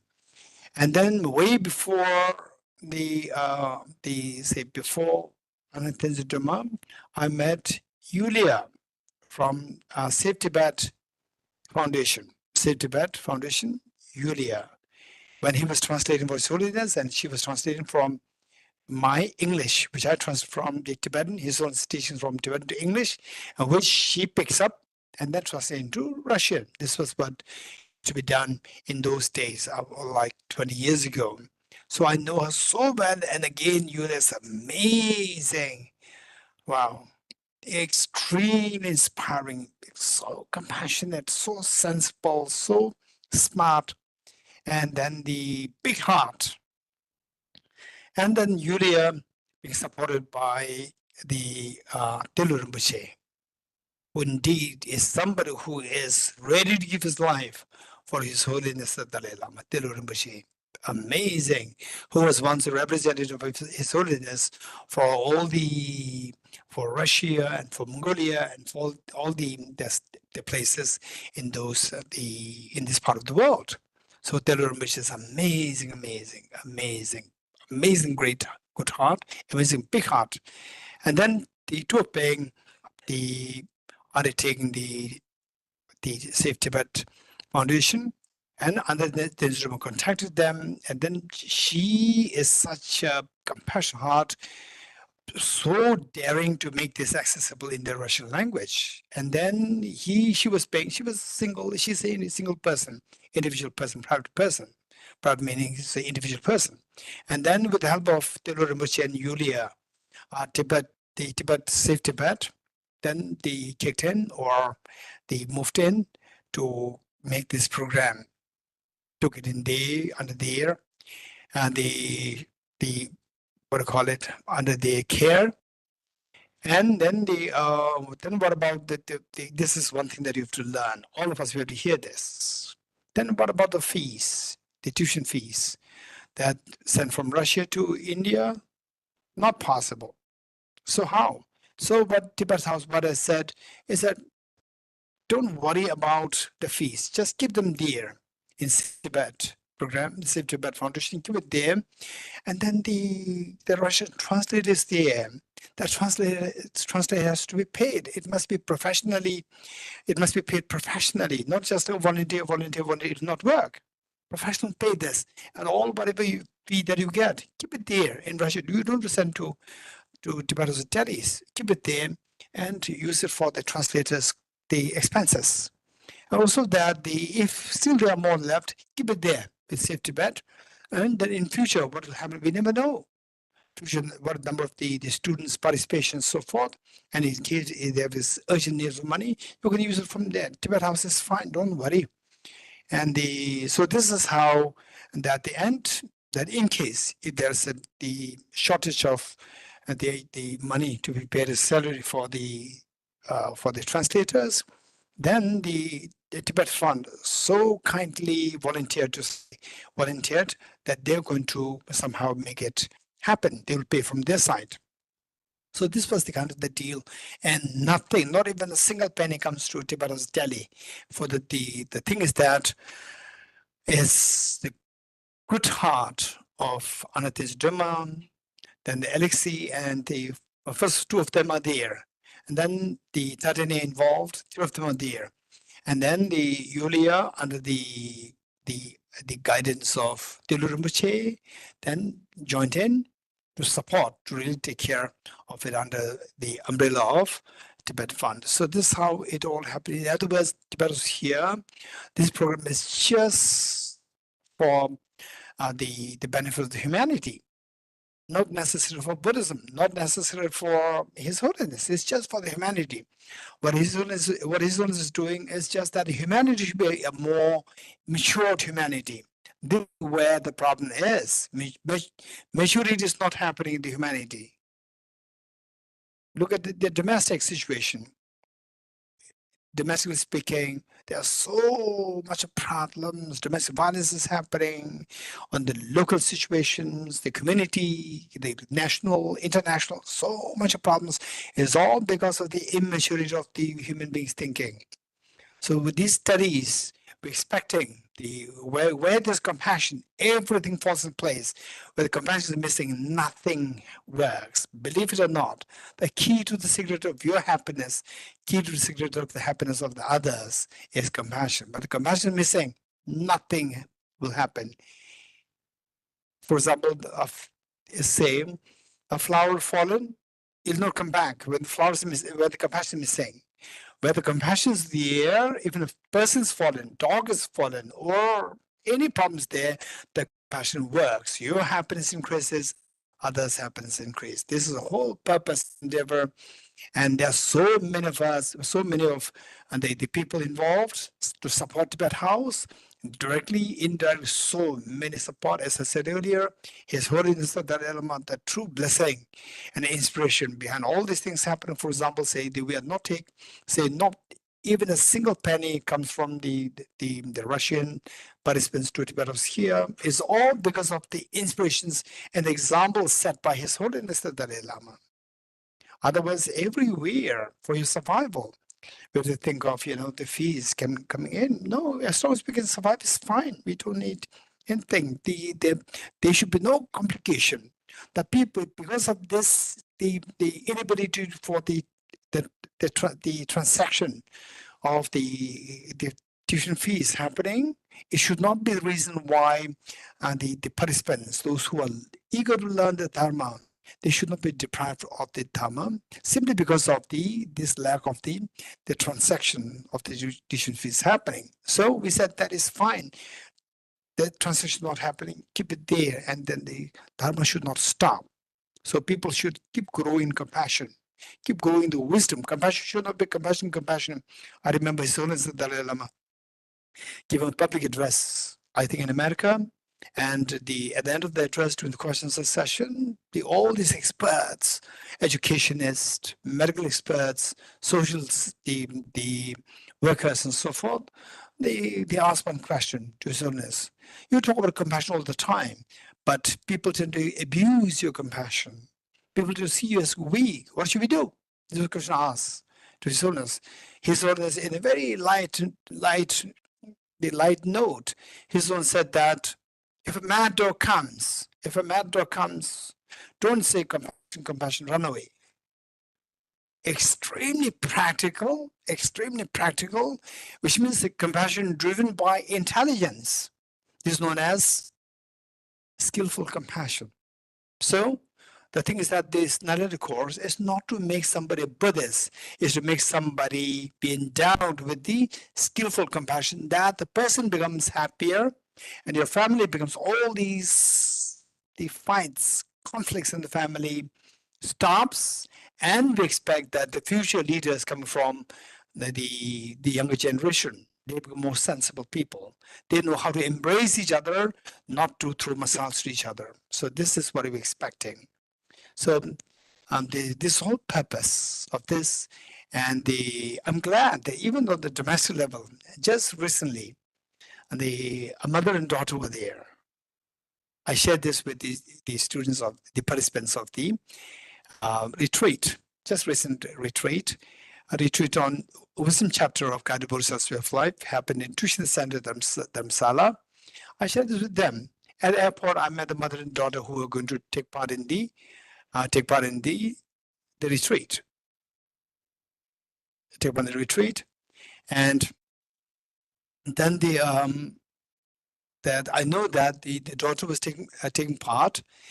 They taking a course, doing the Nalanda course, and when the mother was separate, the mother was away from the daughter. I secretly went to the mother and asked the mother, "Did you see any difference in your daughter after doing the course?"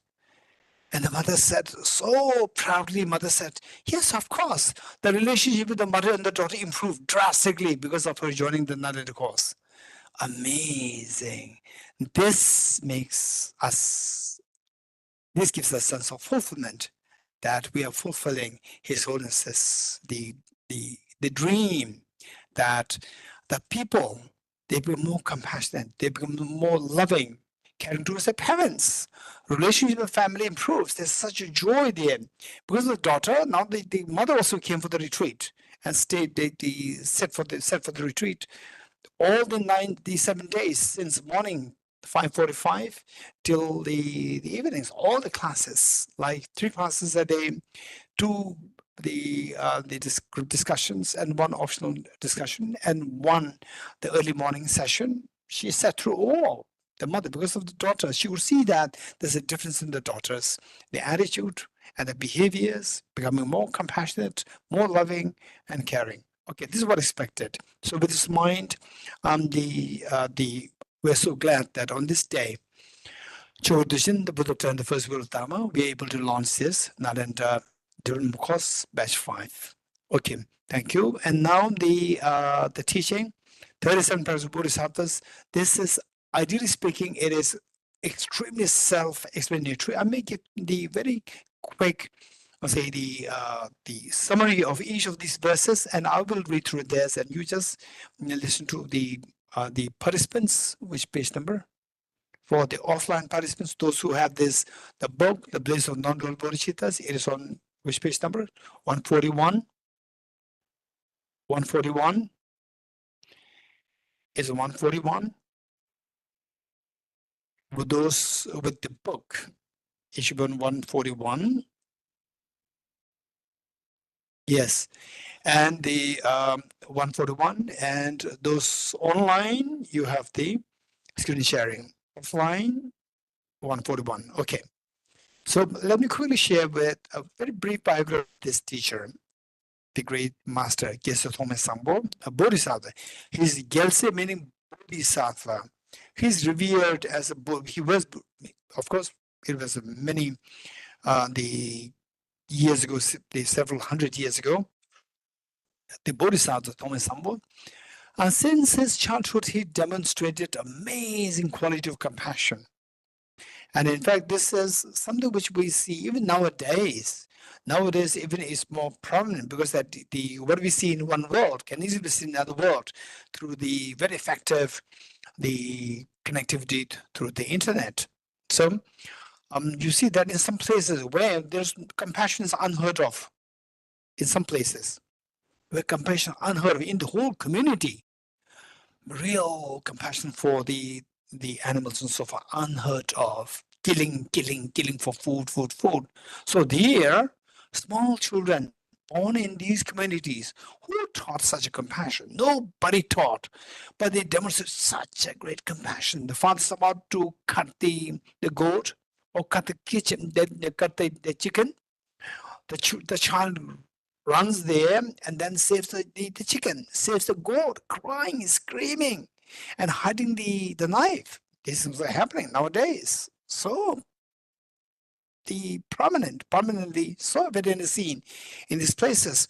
Where did this child learn compassion from? Where did it learn? Not from the family. Family only knows how to cut the chickens, how to cut the goats and so forth. The child did not learn from there. Where did the child learn this compassion? And this compassion, we see that's exactly what the Buddha taught, Buddha Shakyamuni taught in his biography.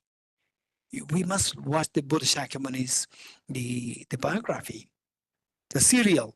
There are like 54 of the episodes, Buddha episodes. You Google search it, Buddha episodes, you'll find it. You must watch this.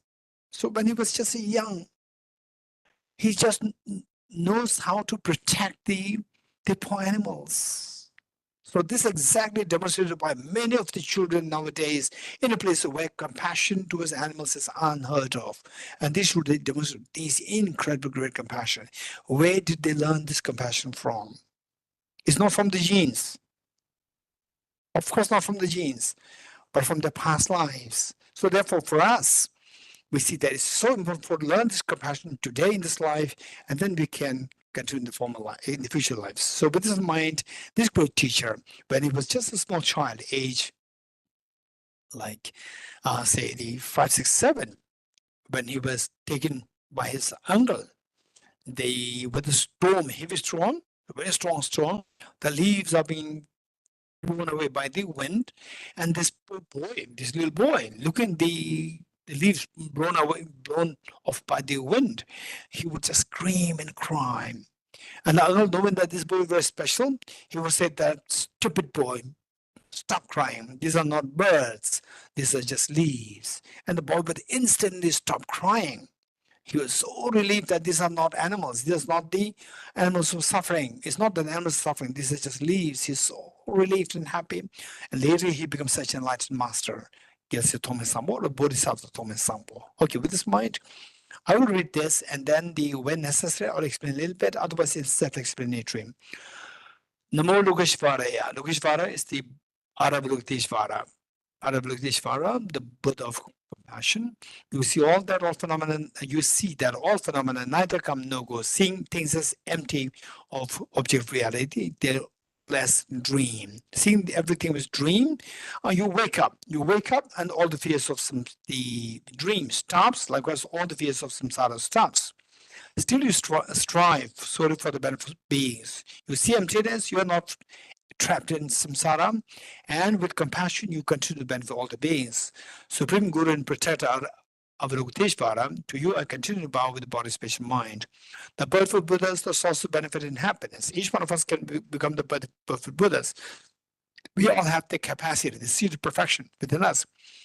The perfect Buddha's source of benefit and happiness arise from practicing the genuine Dharma, which in turn depends on knowing how to practice. So I'll explain the Bodhisattva's practice. This is so important to know what to practice, to know exactly what to practice, to know the complete path, to know the correct path, complete path, and very systematic path. So this is what you do in Nalanda studies. These are meant to provide the enthusiast, the complete, the correct, complete, and systematic. 1. Now that you've obtained this precious human birth, the great boat so difficult to find, in order to free yourself and others from the ocean of samsara, listening, reflecting, and meditating with diligence day and night is a practice of Bodhisattva. So not wasting our time, instead we focus on just listening, meaning studying the correct information, how to become enlightened, and then they reflect on these, not falling the blind faith, instead reflecting, contemplating, and then finally, whatever conviction that you gained meditating with diligence day and night is a practice of Bodhisattva. And then one of the things that destroy us, destroy others, is the mental state known as afflictions.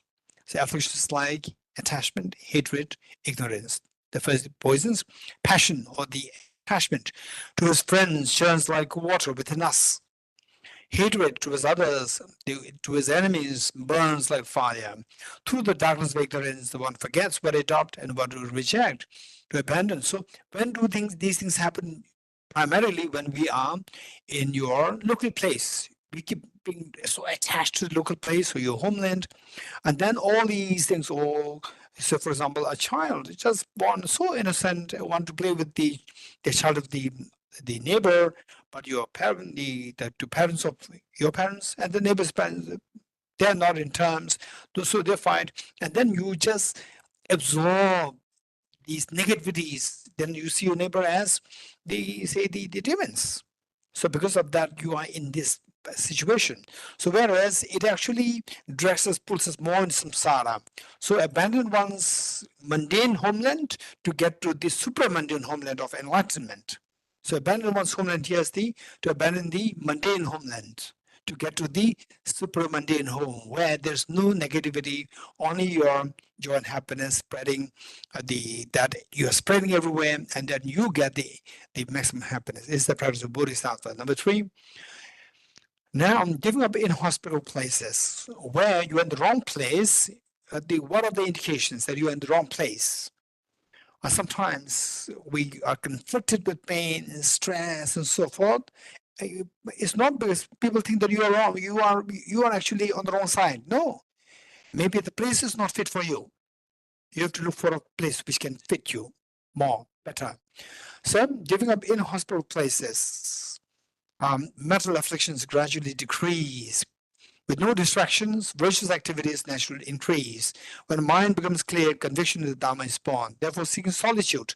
Solitude meaning, the solitude doesn't mean that you go into Himalayas. It simply means seeking solitude from the trivialities, from the trivial activities, and from the people who are bad influences to you. Seek solitude from these is the practice of Bodhisattva.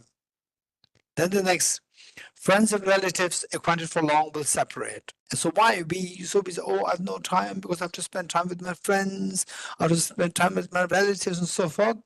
And then why not you spend time with your neighbors, with other people unknown? No, they are not related to me. What is related, what's not related is all about our short-term the small child's thinking. Because all beings are your dear mother sentient beings. If you think in that from that point of view. So the fact that we just are confined to a small space of friends and relatives, this is all related to our narrowness in our thinking. Narrowness in thinking, and we need to think broad. So it says, at the time of death, will be separate from your friends, relatives, and the possessions you gained with exertion will be left behind. And consciousness, your mind, as a guest will leave this body, they guess also the body.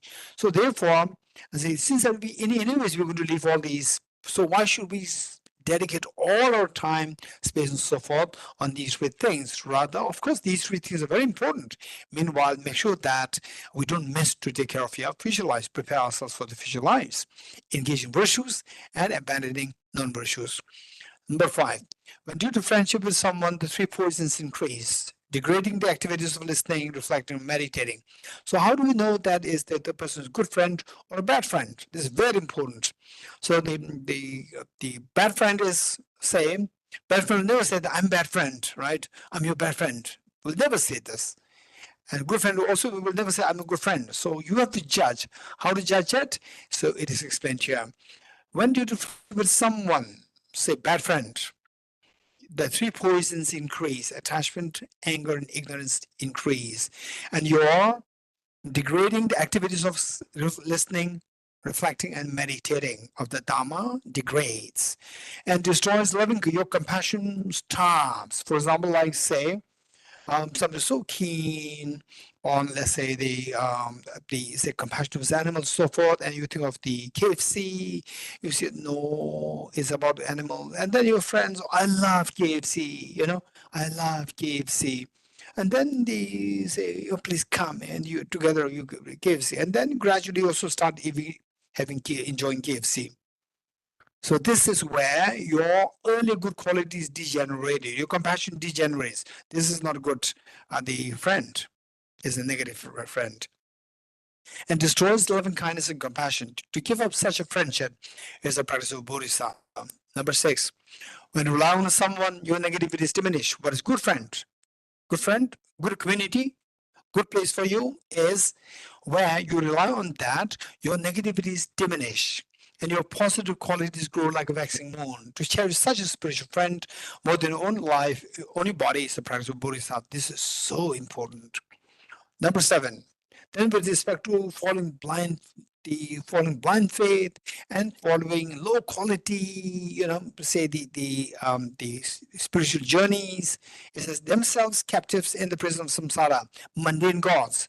Whom can the worldly gods protect? Therefore, to seek refuge in the triple gem, Buddha, Dhamma, and Sangha, who do not betray you at any cost, is a practice of Bodhisattva. Number 8, the suffering lower realms, so different now the renunciation. renunciation. Suffering of the lower realms, so difficult to bear, is what the Buddha taught to be the fruit of negative actions. So they arise from the negative karmas. Ye dharma hetu prabhava hetum desham tadagote hevatat. Therefore, even in the customary life, never to commit negative actions is a practice of Bodhisattva. So this, I remember His Holiness the Dalai Lama once saying that if you practice compassion, if the compassion becomes really strong, it's almost that the negative thoughts will not arise. This is what His Holiness said. I was so amazed.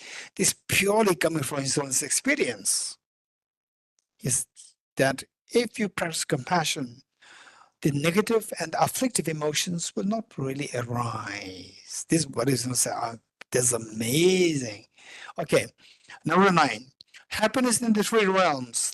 So what can drag us to go into the indulgence and negativities? What are the factors? Happiness, mundane happiness. Mundane happiness in the three realms, like a dew on a blade of grass, is subject to instantaneous fading away. So how to not be too obsessed? It's fine. So what? You go to just freshen up yourself, go to a cafeteria, have a cheesecake. What's wrong? Don't be scared of the joys of life, but to be obsessed with it and thinking that this is everything, just forgetting your preparation for the next life, of the virtues, the future. That is that. So for this, how those people who are not really affected by the immediate pains and immediate happiness, these are very mature people. Who are easily affected by the slight happiness and slight miseries, these are very immature people. So everybody has the capacity to become very matured. So if this is what it is, then we need to learn. We need to learn how to endure the pains which we at times go through, and how not to be so glued, how not be excited, carried away by the mundane happiness. We become very stable, endure the pains, and the happiness we get, we say with the accompaniment of your friends, just feel the joy, but not be carried away by this. How? By contemplating on the, so the Buddha's teachings is all about, hey, don't be infatuated with happiness. This is so destructive. Then you are scared of happiness. No, you don't have to be scared of happiness. Happiness is what we are doing, what we need. But the thing is that happiness, there are two things which can destroy you and which can build you. The happiness which destroys you, you have to stop. For example, alcohol, excessive attachment to alcohol, it destroys us. So therefore, stay away from this. So the point is that how can we really stay away from those things which I like too much? How can I get control? In fact, that I love chocolate, I love, the cheesecake and so forth. So this, actually, we are saying that I'm weak. This is my weakness. I'm not strong. You cannot resist these. I'm not strong. I'm weak. Nobody said that I'm weak, Okay, he thinks I'm weak. You feel unhappy. You try to defend yourself, protect yourself, to show the facade, give the impression that I'm strong. But this chocolate, cheesecake, all these, these things are telling us that we're weak. So this is something that we need to remember. So thinking of these, then your cognitive thought process changes from very trivial, the low quality cognitive thinking. You can improve this to the high quality thinking. That gives you the sense of confidence, sense of composure, sense of control, and the sense of the composure and the sense of maturity. Okay, so it says, thinking about the 4 seals. Happiness in the number 9. Happiness in the 3 realms, like dew on a blade of grass, is subject to instantaneous fading away, impermanence. Think about the impermanence, then your obsession will stop. To strive for a supreme state of liberation, which is lasting happiness, freedom from your attachment, anger, and ignorance, and freedom from the tears of samsara. That is the supreme state of liberation that never wavers, is the practice of Bodhisattva. Now the Bodhicitta part, from altruistic Bodhicitta, from beginningless time, your mothers have, all the sentient beings have been your mothers, have cherished you, If they suffer now, what good is your own happiness? Therefore, in order to liberate an infinite number of sentient beings, cultivating Bodhicitta is the practice of Bodhisattva. Number 11. All suffering. So now, what is the counterforce of the Bodhicitta? Bodhicitta embrace all sentient beings. And the counterforce is what pushes others away from you. What pushes others away from you? Selfishness, self-centered attitude. So it says, all suffering comes from the yearning for your own happiness, selfishness. The perfect Buddhas are born from the intention to benefit others. So look, these are all the ways it means to bring about a cognitive transformation. Cognitive transformation. Oh, my sufferings are because of selfishness, and the infinite happiness and fearlessness because of the other cherishing. So knowing these are all happening on the cognitive level. So with this cognitive recognition of the perfect information, then the affective feeling will be very pleasant with respect to the virtues. Then the intention will embrace other beings and will embrace the intention will push away the selfishness and embrace the other cherishing. This is the true the path showed by the Buddha, how to change the cognitive thought process, not to force yourself, just to change the cognitive thought process through learning. Correct information, vast information, deep information, and then systematic information to bring about a very sound cognitive transformation that automatically transforms your feelings from very unpleasant to pleasant with respect to engaging in the benefit others and the shunning the selfishness. So then the intention changes from pushing others away from you to embrace all other beings, no matter at what cost. Therefore, to truly exchange your own happiness for the suffering of others is the practice of Bodhisattva. Even if someone, now say the other cherishing, the opposite forces, selfishness. And the selfishness manifests from how do we know the selfishness there? We have to identify when the selfishness be manifested when the counter forces arise, like anger, ego, and so forth, and irritation, and so forth. These arise from some triggers. What are the triggers? These have been identified here. And then on the basis of this, how to change these triggers from the undesirable trigger to the desirable triggers. 12. Even if someone driven by excessive desire steals all your wealth, then you become angry, or incites someone else to steal it, to dedicate to the person, your body, possession, and all the virtues of 3 times is a practice of Bodhisattva. Why? By doing these things, your selflessness is undermined. Because these are the people, for example, like the boxer. The boxer, if the mother cannot be the boxer's trainer, the coach, because the mother will never give hard punches. And so if you don't receive the hard punches, you'll never learn how to stop the hard punches. Without which you cannot become the leading boxers. Yes, Paul? Right? To become leading boxers, you need a coach to give you hard punches. So that you will learn how to stop the hard punches, and then you become Mike Tyson or like Muhammad Ali. Right? Otherwise, if your mother is the coach, you will never become legendary boxers. So therefore, to become a Buddha is to become the supreme of all, which means that we have to identify all the weaknesses within us, and these we can identify under special situations. Who helps us to identify these things? Who create these situations where we identify this subtle, the selfishness and so forth? So these becomes your teachers to guide us. These become your coach. Who? The different people. With the different people, then your anger arises, selfishness arises. 12. If someone driven by excessive desire steals all your wealth or incites someone else to steal it, to dedicate to this person your body possession and all your virtues for 3 times is a practice of Bodhisattva, seeing them as your trainer. 13. If someone cuts your head, even when you have not done the slightest wrong, through the power of compassion. Compassion, why? Because that person is helping me. Helping to identify the subtle self-centered attitude, this is a poison, and this poison will identify and eradicate it, and then I become Buddha. Nobody can harm me anymore. So this is what this person who actually comes to harm me. This is a person who taught me how to become a Buddha, where you become somebody who cannot be harmed by anybody at all. Through the power of compassion, to take the mistakes upon yourself is a practice of Bodhisattva. 14. Should someone slander you and proclaim it in a billion worlds in return with a loving heart to proclaim their good qualities is a practice of Bodhisattva. 15. If in the midst of a crowd someone exposes your hidden faults and abuses you for them, to bow to them with respect, seeing them as a spiritual friend here meaning your teacher, who helps to identify your weak points, like such an attitude and so forth.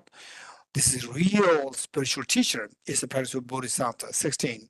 If someone who you cherish as dear as your own child takes you for an enemy, where particularly where lies the selfishness, under which situation you can identify the substance of the selfishness is when somebody who you benefit so much, like your own child, and the person actually turns back on you and then start harm you, then the anger can really arise, which means that the subtle selfishness can become manifest.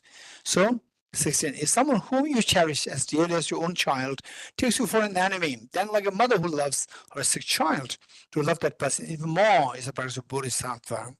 17.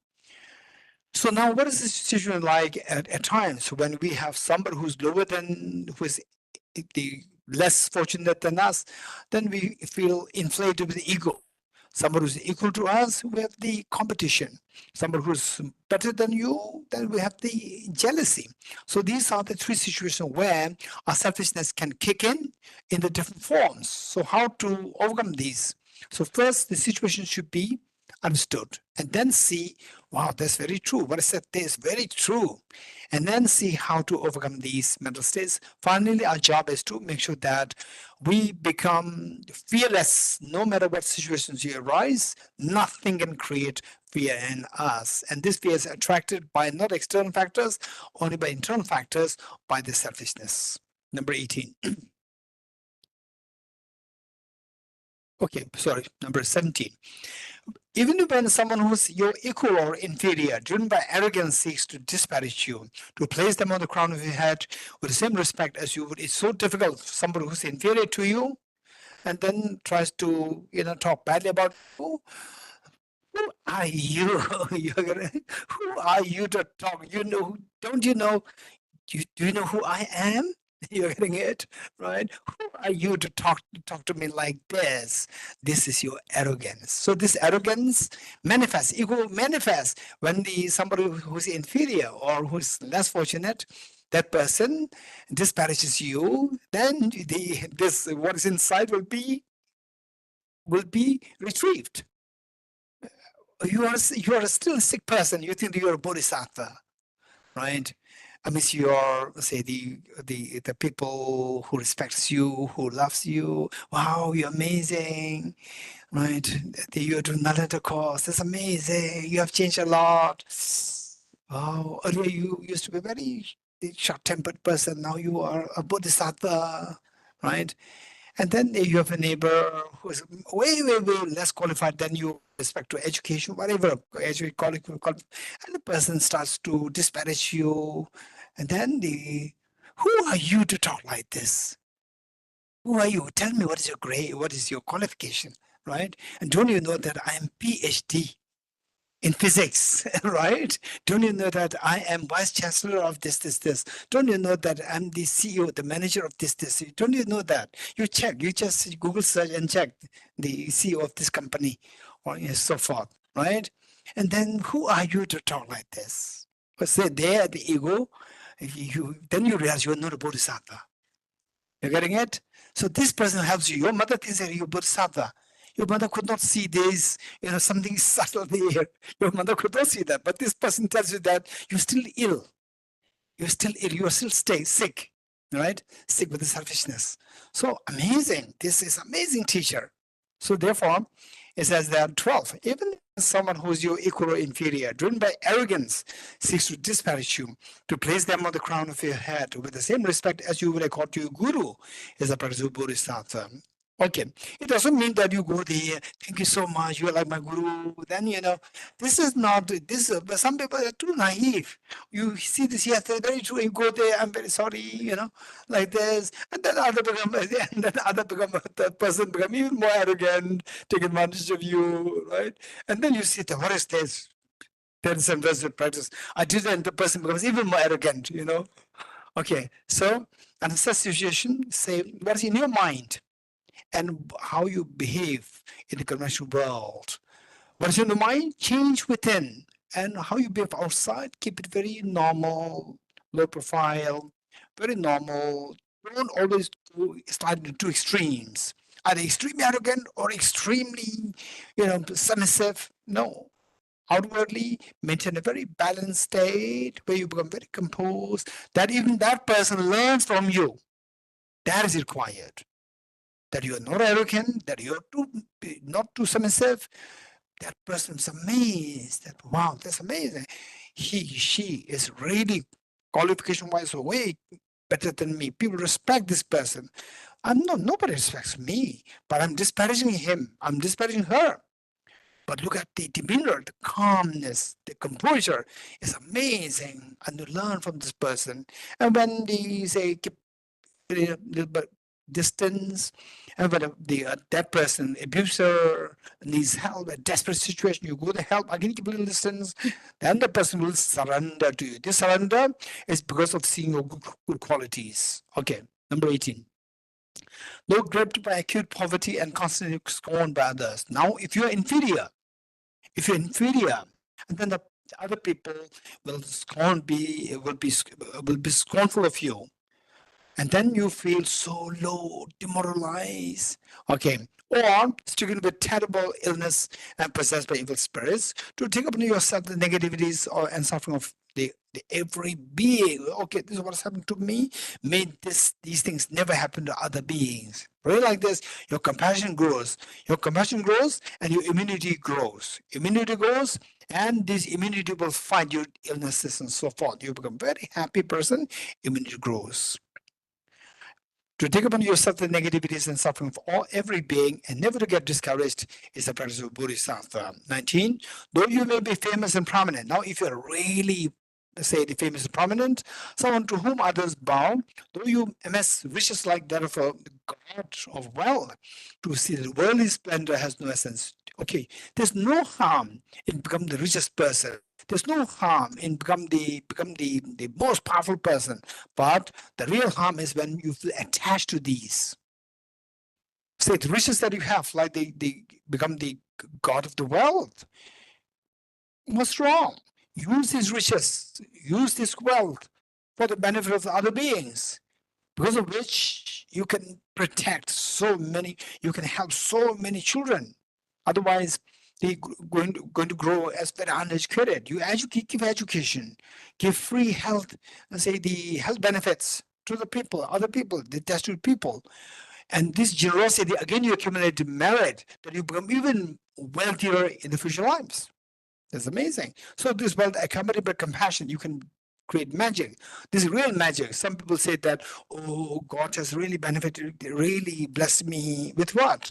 So I'm thinking of getting a car, and finally I got a car, right?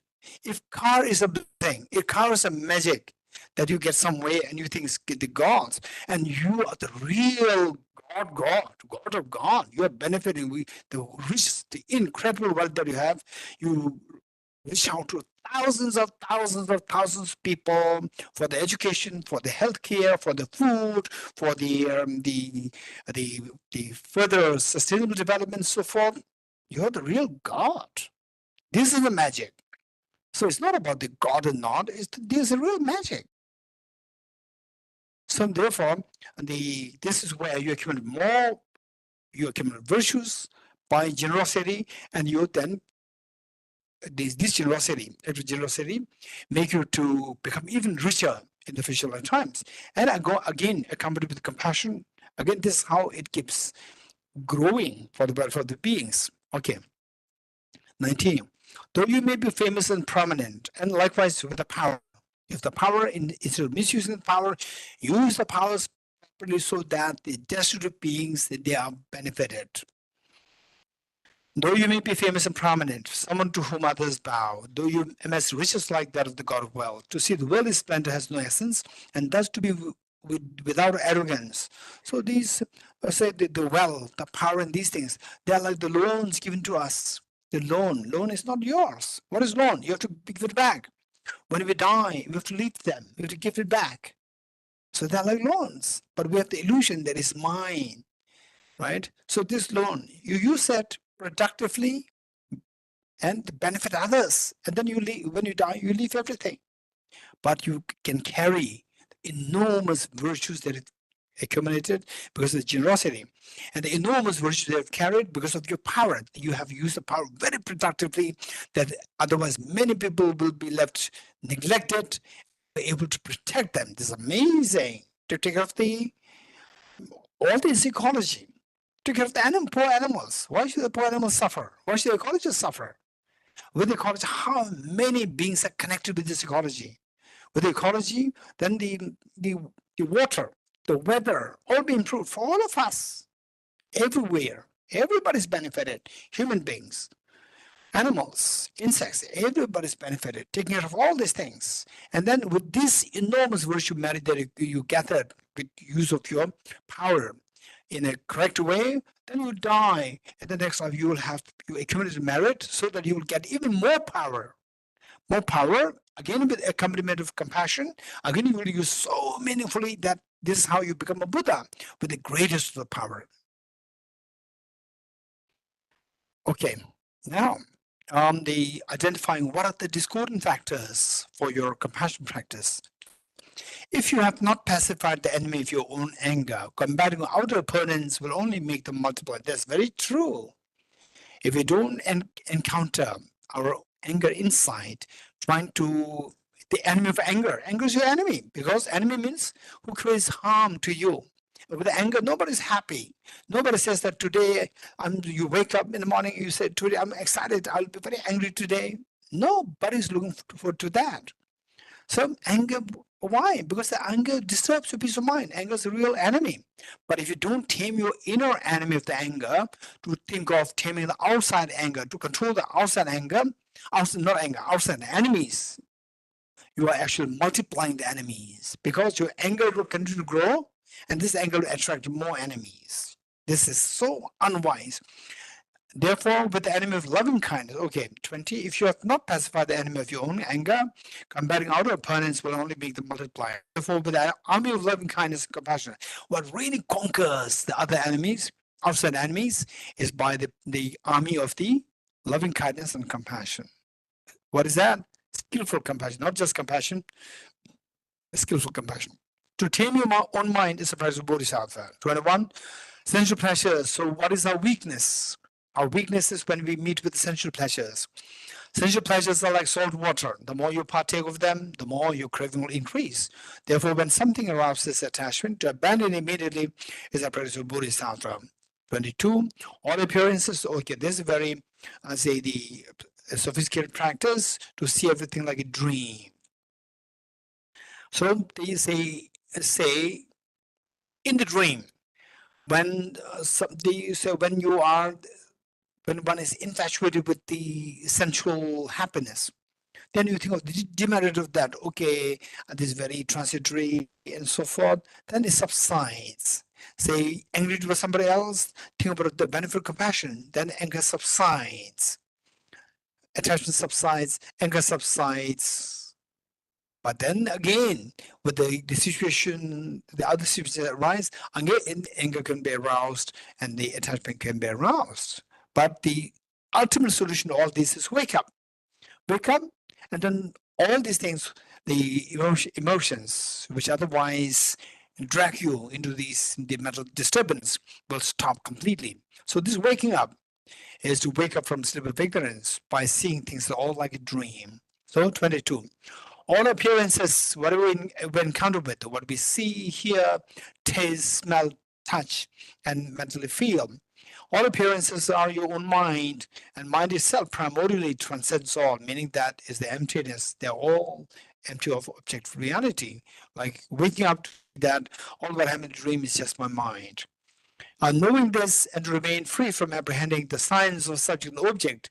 In the dream, you say, okay, this is a cheesecake that I love. It's the object I love so much. And then the mind, I like this. My mind likes this cheesecake. You wake up. the subject-object duality stops, and you are freed from the attachment to the cheesecake.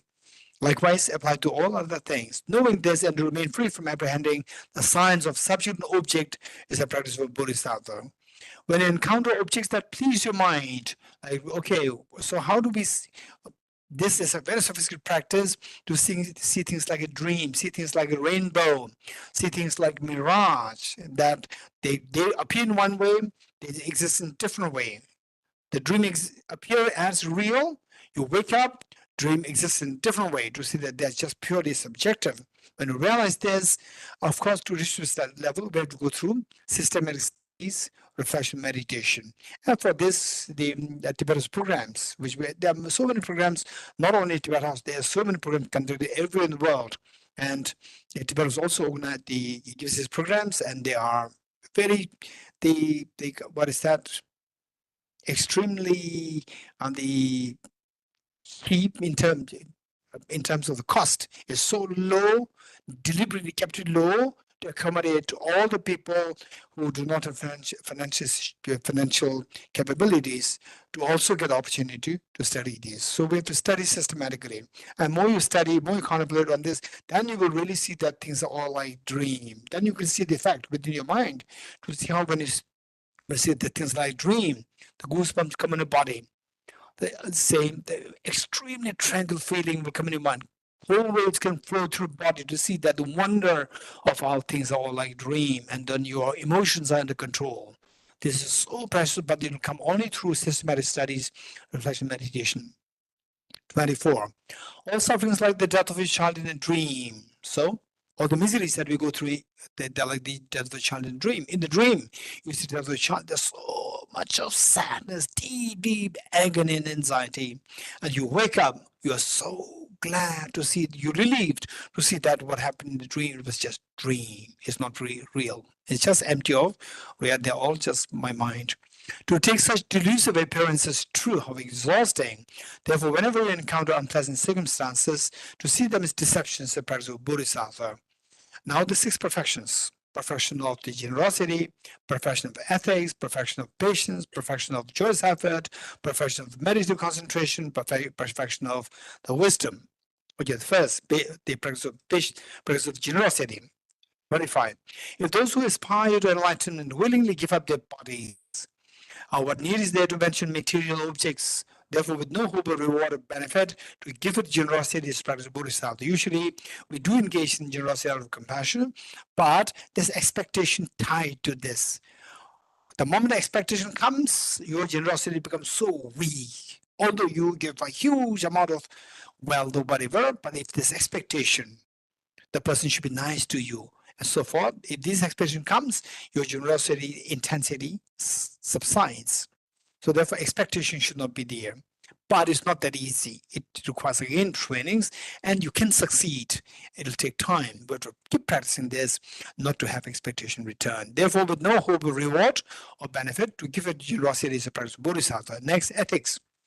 If lack of discipline prevents you from benefiting yourself, then your wish to benefit others is just a joke. Therefore, to observe discipline with no longing for worldly existence is a practice of Bodhisattva. Next, the patience, or the tolerance, patience, or forbearance. For a Bodhisattva who sees the wealth of virtue, every perpetrator of harm is like a precious treasure. Therefore, without feeling irritation towards them, to cultivate patience is the practice of Bodhisattva. Next, into joyous effort. If Shavakas and Vedic Buddhas who strive for their benefit alone exert efforts as if to extinguish a fire burning on their heads, to cultivate joyous effort, the wellspring of the positive qualities is a practice of a Bodhisattva. Next, meditative concentration. Special insight, meaning the analytical meditation. Perfect endowed with the shamatha, single point meditation. Combined together, completely conquers all our afflictions. Both are required. Not only shamatha, not only special insight, both are required, but technically speaking, those people who already studied about the special insight, shamatha so well, you know that to attain shamatha, to attain special insight, you need to have attained shamatha. It's not that the special insight can be attained separate, shamatha separate. But shamatha attained, special insight is not necessary. Special insight attained, shamatha must be there. complete conquers all afflictions. Knowing this and cultivating meditative concentration that transcends the four formless states, meaning that the four formless states, just the two teachers of the Buddha Shakyamuni, Acharya Alarakalam, Acharya Vidrika, they were just, the limitation was the analytical meditation, which means the wisdom side. Wisdom entries, that was missing. Meditative, they are very sophisticated, they've reached such a sophisticated level, but they lack the wisdom. So these two must be combined together. That transcends the four formless states as I practice Bodhisattva. Next, the wisdom. The practice of the first five perfections, but without the wisdom cannot achieve perfect enlightenment. Equipped with skillful means and cultivating the wisdom of non-conceptualizing three spheres is a practice of Bodhisattva. You will analyze your own faults. You might put on the dharmic facade while behaving in a non-dharmic way. Therefore, to continue to analyze faults and then discarding them is a practice of Bodhisattva. Okay, so two things very important here. We are on the verge to complete this. One is that observing one's own mind. Number two is observing others. Observing oneself, observing others. Observe oneself and see what are your shortcomings, what are your faults, what are your mistakes. Learn them to make sure that you know what your mistakes are.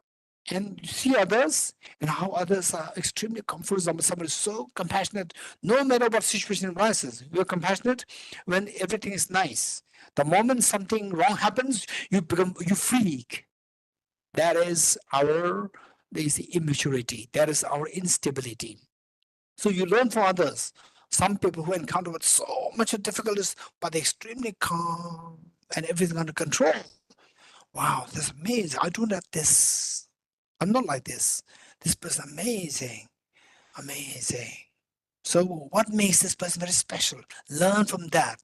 Observe your weaknesses and learn the good things from others and learn. Learn. This is how you grow. You also have the Buddha nature. You also have the seed of perfection within you. The only thing is that we need to learn. Why do you doing the Nalanda studies? Why do you go to the schools, colleges, universities? Why? Why you go for the trainings? Why you go for the workshops? Why you go for the short-term courses here and there, so forth, to learn something. The best way by which to learn something is to learn from the real examples.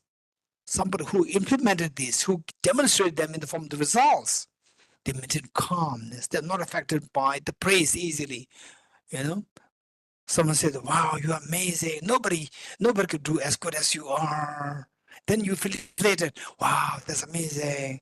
So people say that, I can do something which others cannot do, right?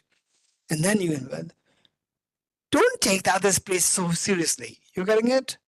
For example, say, particularly say, I think about like 20 years ago, my English was terrible. Terrible. And today also it's not that perfect. It's not really good. 20 years ago it was just terrible.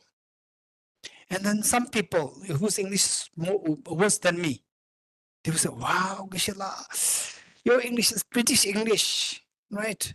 British English. If you are stupid, if Dorji is stupid, he will feel inflated. Wow, somebody praised me that I have British English, right? And somebody says, please say it again, which means that your accent is wrong. Otherwise, native English speakers, they could not understand what I'm saying. And then you feel offended. You don't understand the proper English, British English, right? Right? So it's not British English. Somebody prays you, take it very seriously. Don't take it seriously. You're getting it? And somebody says that your English, I cannot understand it. Don't take it too negatively. You're getting it? Oh, thank you. I need to improve my English, right? Then see how you can improve. Somebody praises you, right? Don't get excited. Again, learn from this. Okay, he praised me, but it's not true, right? It's not true.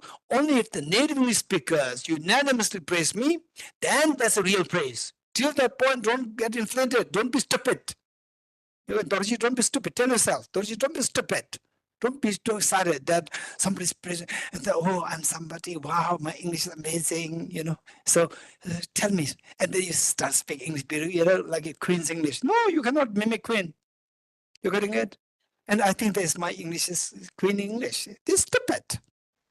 So don't be inflated. Don't get excited, inflated. Don't think that you are somebody when somebody praises. The great Tibetan teacher, Sakya Pandita. Wow, it's amazing. When people are praised, don't be excited. Don't be excited to think that, you are somebody. When people denigrate you, don't feel sad. Don't feel low. Don't feel low. Because there's so many people who really appreciate you. People praises you. Don't get excited. There are so many people who do not approve you, do not really appreciate you. Right? When somebody praises, think of those people who denigrate you. Okay, there are people who denigrate me also. I shouldn't be excited.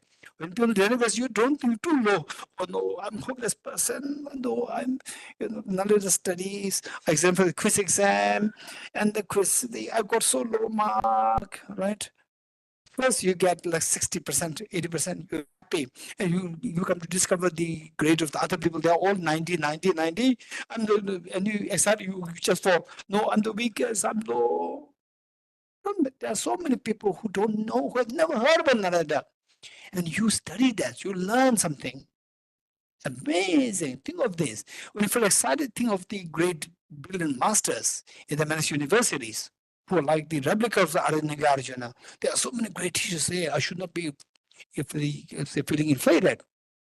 So this is a way how to manage our emotions to maintain calmness, balance.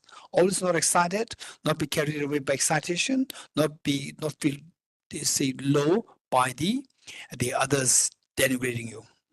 Okay. Now 31, if you do not analyze your own faults, you might put on a dharmic facade while behaving in a non-dharmic way.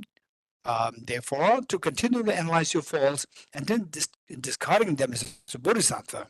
If compelled by your own afflictions, you speak of the faults of other bodhisattvas, you yourself will degenerate. Gossiping. Stop the gossiping. We have to stop the gossiping.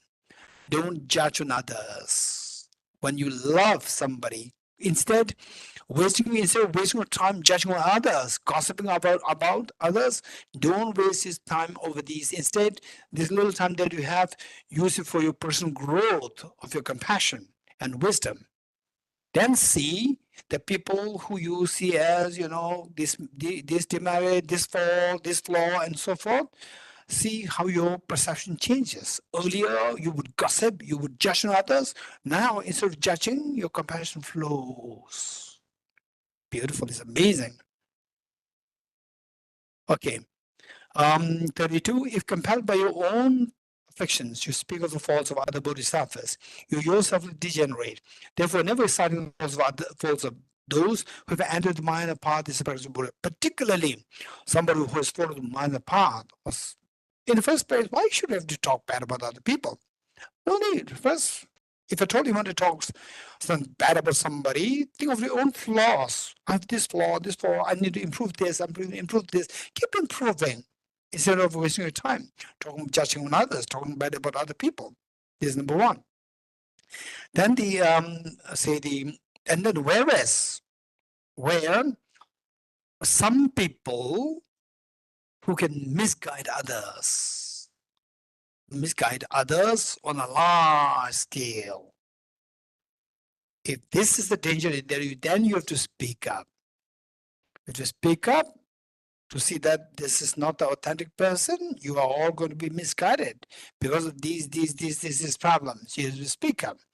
Whereas everybody's a problem as long as the person's not really harming others.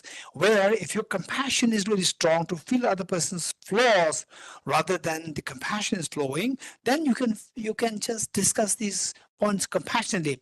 Other person will receive what you're saying. Other person will receive your compassionate advice. Otherwise, don't need to talk. Just Guru, you also have a problem. Why don't you fix your problem first? Then only then, if you have time, you can talk about others' problem.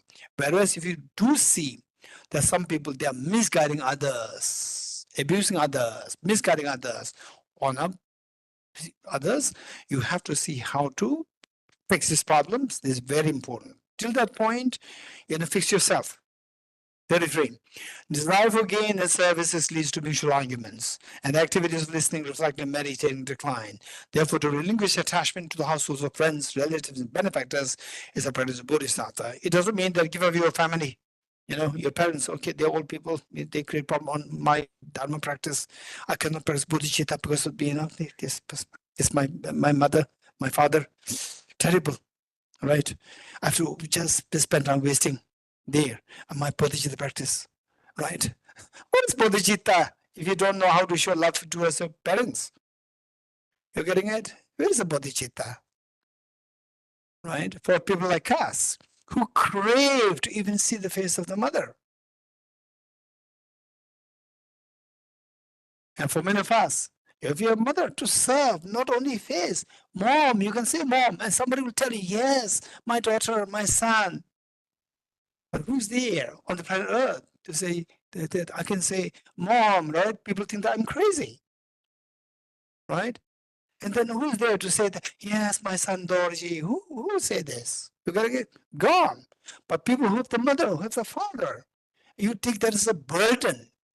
Very unfortunate. You talk about Bodhicitta, you talk about the wisdom event, that's very unfortunate. Very unfortunate. Okay.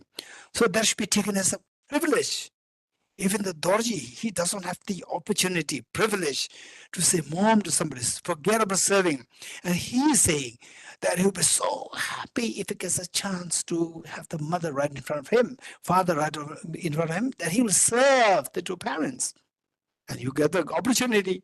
When the opportunity is not there, you don't do, you take it as a burden and you pray, may I become Buddha for the benefit of all sentient beings. Forget about sentient beings. You don't even know how to take care of two children, two parents. This is contradiction. So these are the things that we need to remember. But the families, if you see that your heavy involvement with them, they have involvement with you, that your study, reflection, meditation, they're denigrating. If that is happening, no justification for showing anger, no judgment show anger, just keep a little distance. No justification show anger, just keep a little distance and meanwhile cultivate compassion. Pray that the fact that still they can influence me, that I cannot influence them, is because of my weakness. If in place of you, if there is a soul as a Dalai Lama, all the family members, everybody will be influenced. So I need to become stronger. It's not their problem, it's my problem that I cannot influence them. I cannot influence them to appreciate, study, reflection, meditation. They're influencing me not to study, reflect, meditate. It's my weakness. It's not the problem, it's my problem. So I must grow stronger to help them so that they become somebody to encourage others into study, reflection, meditation. These are the cognitive transformation that we can think of to maintain, keep your mind unagitated, at peace and calm. Okay. 34. Harsh words disturb the minds of others and degenerate the bodhisattva's conduct. Therefore, to give up harsh and unpleasant speech towards others is practice of bodhisattva. Once you become accustomed to afflictions, they are hard to undermine with antidotes. Therefore, with the remedial weapons of mindfulness and introspection, to forcefully eliminate afflictions such as attachment, the moment they arise is the practice of bodhisattva. 36. In brief, wherever you are and whatever you do, always examine the state of mind and continue to observe others, learn from others. Continuously working for the welfare of others is a practice of bodhisattva. 37.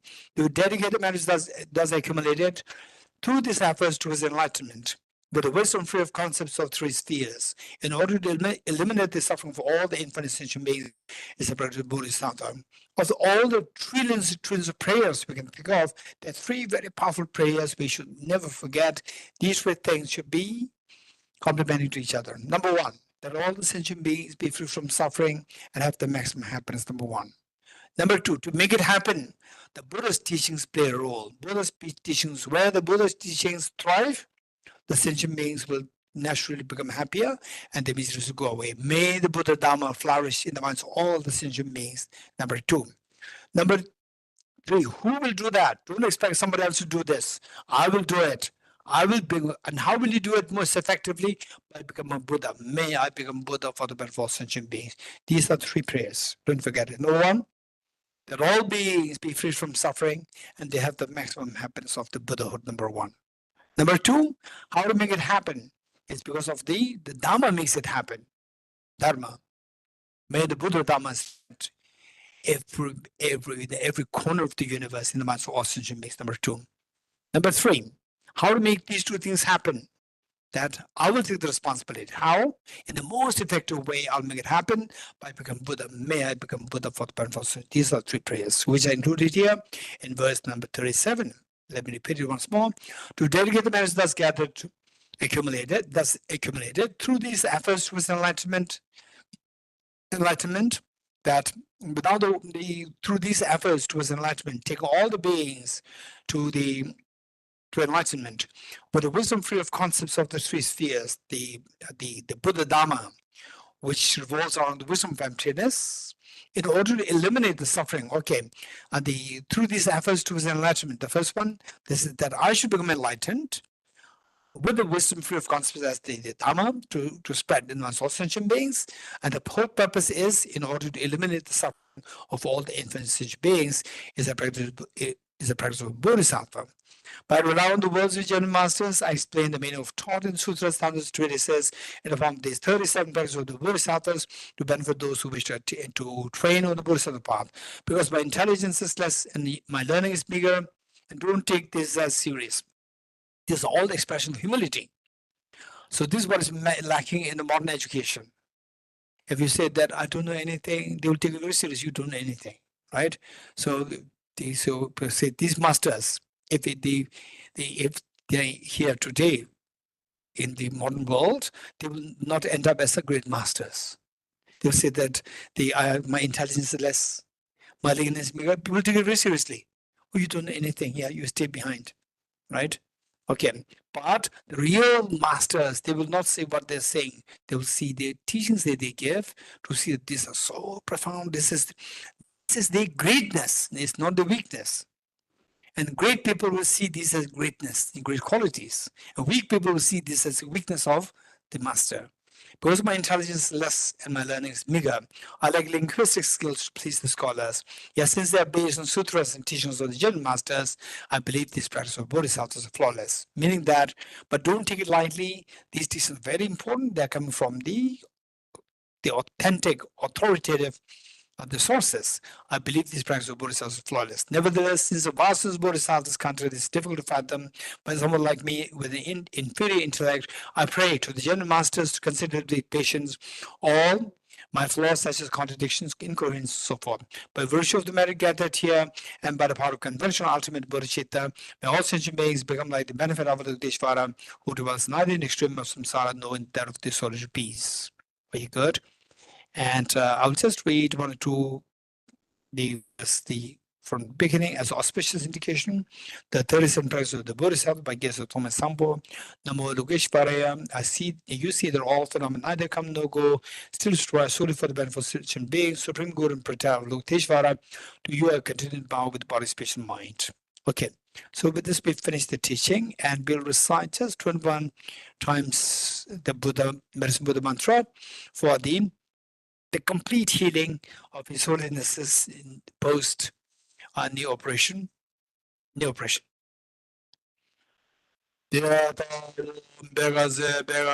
ma begaze ranza samonga de so dia ta begaze ma begaze ranza samonga de so dia ta begaze ma begaze ranza samonga de so dia ta begaze ma begaze ranza samonga de so dia ta begaze ma begaze ranza samonga de so dia ta begaze ma begaze ranza samonga de so dia ta begaze ma begaze ranza samonga de so begaze ma begaze ranza samonga de so dia ta begaze ma begaze ranza samonga de so dia ta begaze ma begaze ranza samonga de so dia begaze ma begaze ranza samonga de so dia ta begaze ma begaze ranza dia ta begaze ma begaze ranza samonga de dia ta begaze ma begaze ranza samonga de so dia ta begaze ma begaze ranza samonga de Tao Begaze Maha Begaze Ranza Zamonga de Zoha Tao Begaze Maha Begaze Ranza Zamonga de Zo Tao Begaze Maha Begaze Ranza Zamonga de Zoha Tao Begaze Maha Begaze Ranza Zamonga de Zoha Tao Begaze Maha Begaze Ranza Zamonga de Zo Begaze, Ma Begaze, Razazamunga de Zoha, Teata, Om, Begaze, Ma Razazamunga de Zoha, Teata, Om, Begaze, Ma Begaze, Razazamunga de Swaha. Okay, we're now finished, and we will do a quick dedication prayer, which is on page 52.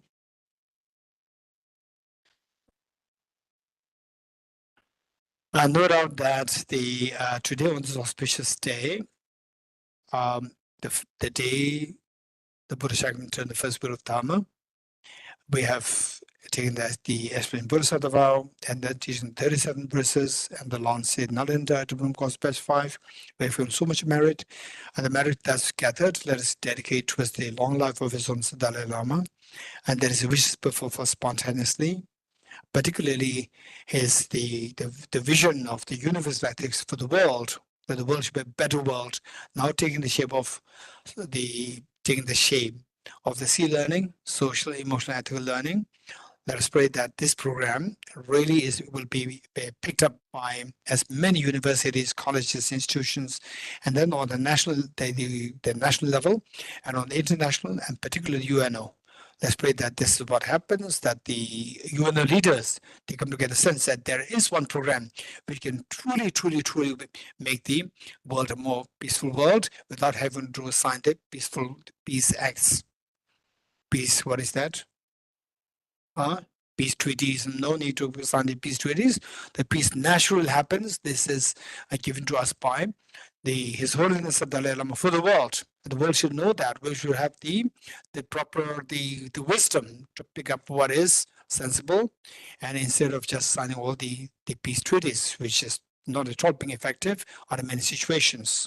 And let us pray that the message of Buddha of compassion, universal compassion, and the wisdom of emptiness, irrespective of what religion people are following, what their ethnicities, what gender, and so forth, that everybody they learns this universal compassion on the basis of understanding the wisdom of the interconnectedness of the world, the ecology of the world, and the world of the animals, and everyone. So, and let me personally delegate the merits that's gathered, that each one of you, through your concerted effort in the study, reflection, meditation on the wisdom and Bodhicitta, that you become soon you see the dawn of these two are the amazing, the qualities of the mind, the fearless mind of the wisdom and emptiness, and the most beautiful mind of the Bodhicitta within you, that you become such a reliable guide to lead all the dimensions beings towards ultimate happiness. May the teaching of the Bodhicitta and the wisdom and emptiness thrive in the minds of all dimensions beings. Page 52. I dedicate the merit that's gathered towards the realization that is in the prayers of Buddhas and Bodhisattvas or 3 times, and to the upholding the doctrine, scripture, and insight. May in all lives, through the force of this merit, never separate from the 4 rules of the mind and vehicle, and accomplish all the stages of the path, renunciation, Bodhicitta, perfect in the 2 stages. From our 2 collections, vast space that have amassed from working with effort in this practice for a great length of time, may I become the chief leader, whether for all those whose minds eyes blinded by ignorance.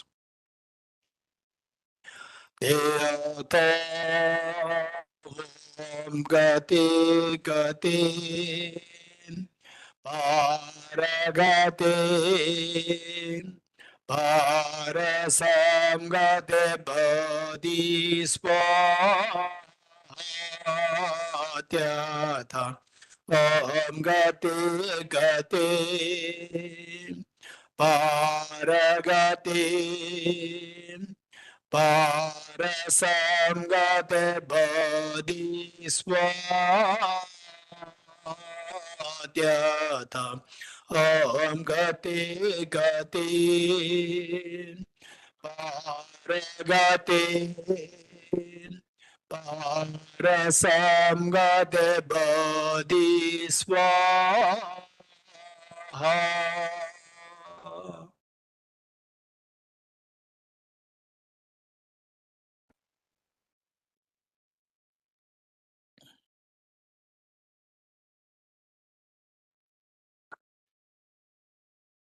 thank you very much, Venerable Geshe-la, for the very profound teaching on the 37 practices of Bodhisattva, and also the teaching which is very much related to our day-to-day life and how we should be a compassionate person. And I would also like to thank all the participants who have gathered here on this very auspicious occasion of the 37 practices of on the teaching of the 37 practices of a Bodhisattva. At the same time, we are very fortunate to have our Venerable Geshe-la today for leading us to undertake the aspirational Bodhisattva vows. At the same time, the 37 practices of a Bodhisattva, which is really fortunate. And with this, I would like to thank Venerable Geshe-la. And with this, I would also like to thank the Russian participants from the WebEx online platform and the YouTube online participants as well, and the Russian participants who have physically attended today after the rigorous 9 days of study retreat on Bodhisattva Shantideva's wisdom of Bodhicharya Avatara, which is also being taught by Venerable Geshe-la. So we are very thankful to you, and also to all the Russian participants who have come here. And now I would like to make a quick announcement. I'm extremely delighted to inform all of you that we have an upcoming conference on the High Himalaya and environmental justice, which will be on Sunday, 14 July 2024 at the Multipurpose Hall, India International Center, New Delhi. And we are still going on with the registration process. So if you need any information about the registration, you may contact me through email ID, which is programs@tibethouse.in or pc@tibethouse.in. And I would also like to take this very opportunity to thank Venerable Geshe-la for launching the NDC 5. And if you guys have any queries about the registration and the information, you may kindly contact our Nalanda coordinators. We have Ms. Kama Sijula and Ms. Kama Zumbala, who will definitely help you out with everything. And the last announcement is that if you have any programs or even related information, if you require anything, you may contact the programs at tibethouse.in, or you have our official website, which is tibethouse.in. And now, last but not least, I would like to request all of you that after this session, after we conclude the session, we have tea and refreshment arranged for all of you, so that I'm sure you must be a little bit tired and exhausted, but I'm sure we have the arrangements for all of you, so you may kindly help yourself. It is to the adjacent gallery room. And yes, before we conclude the session, we will offer 3 prostrations, all of us, and thank you very much. Have a lovely evening. Thank you.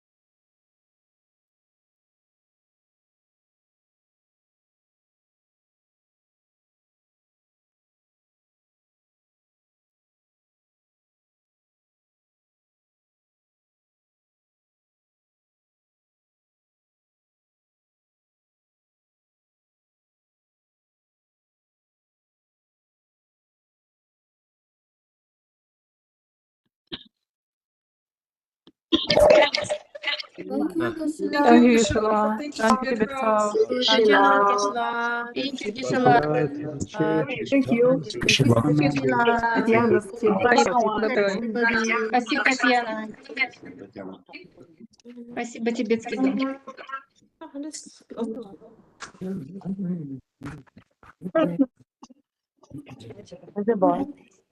Thank you, Vishila. Thank you. Like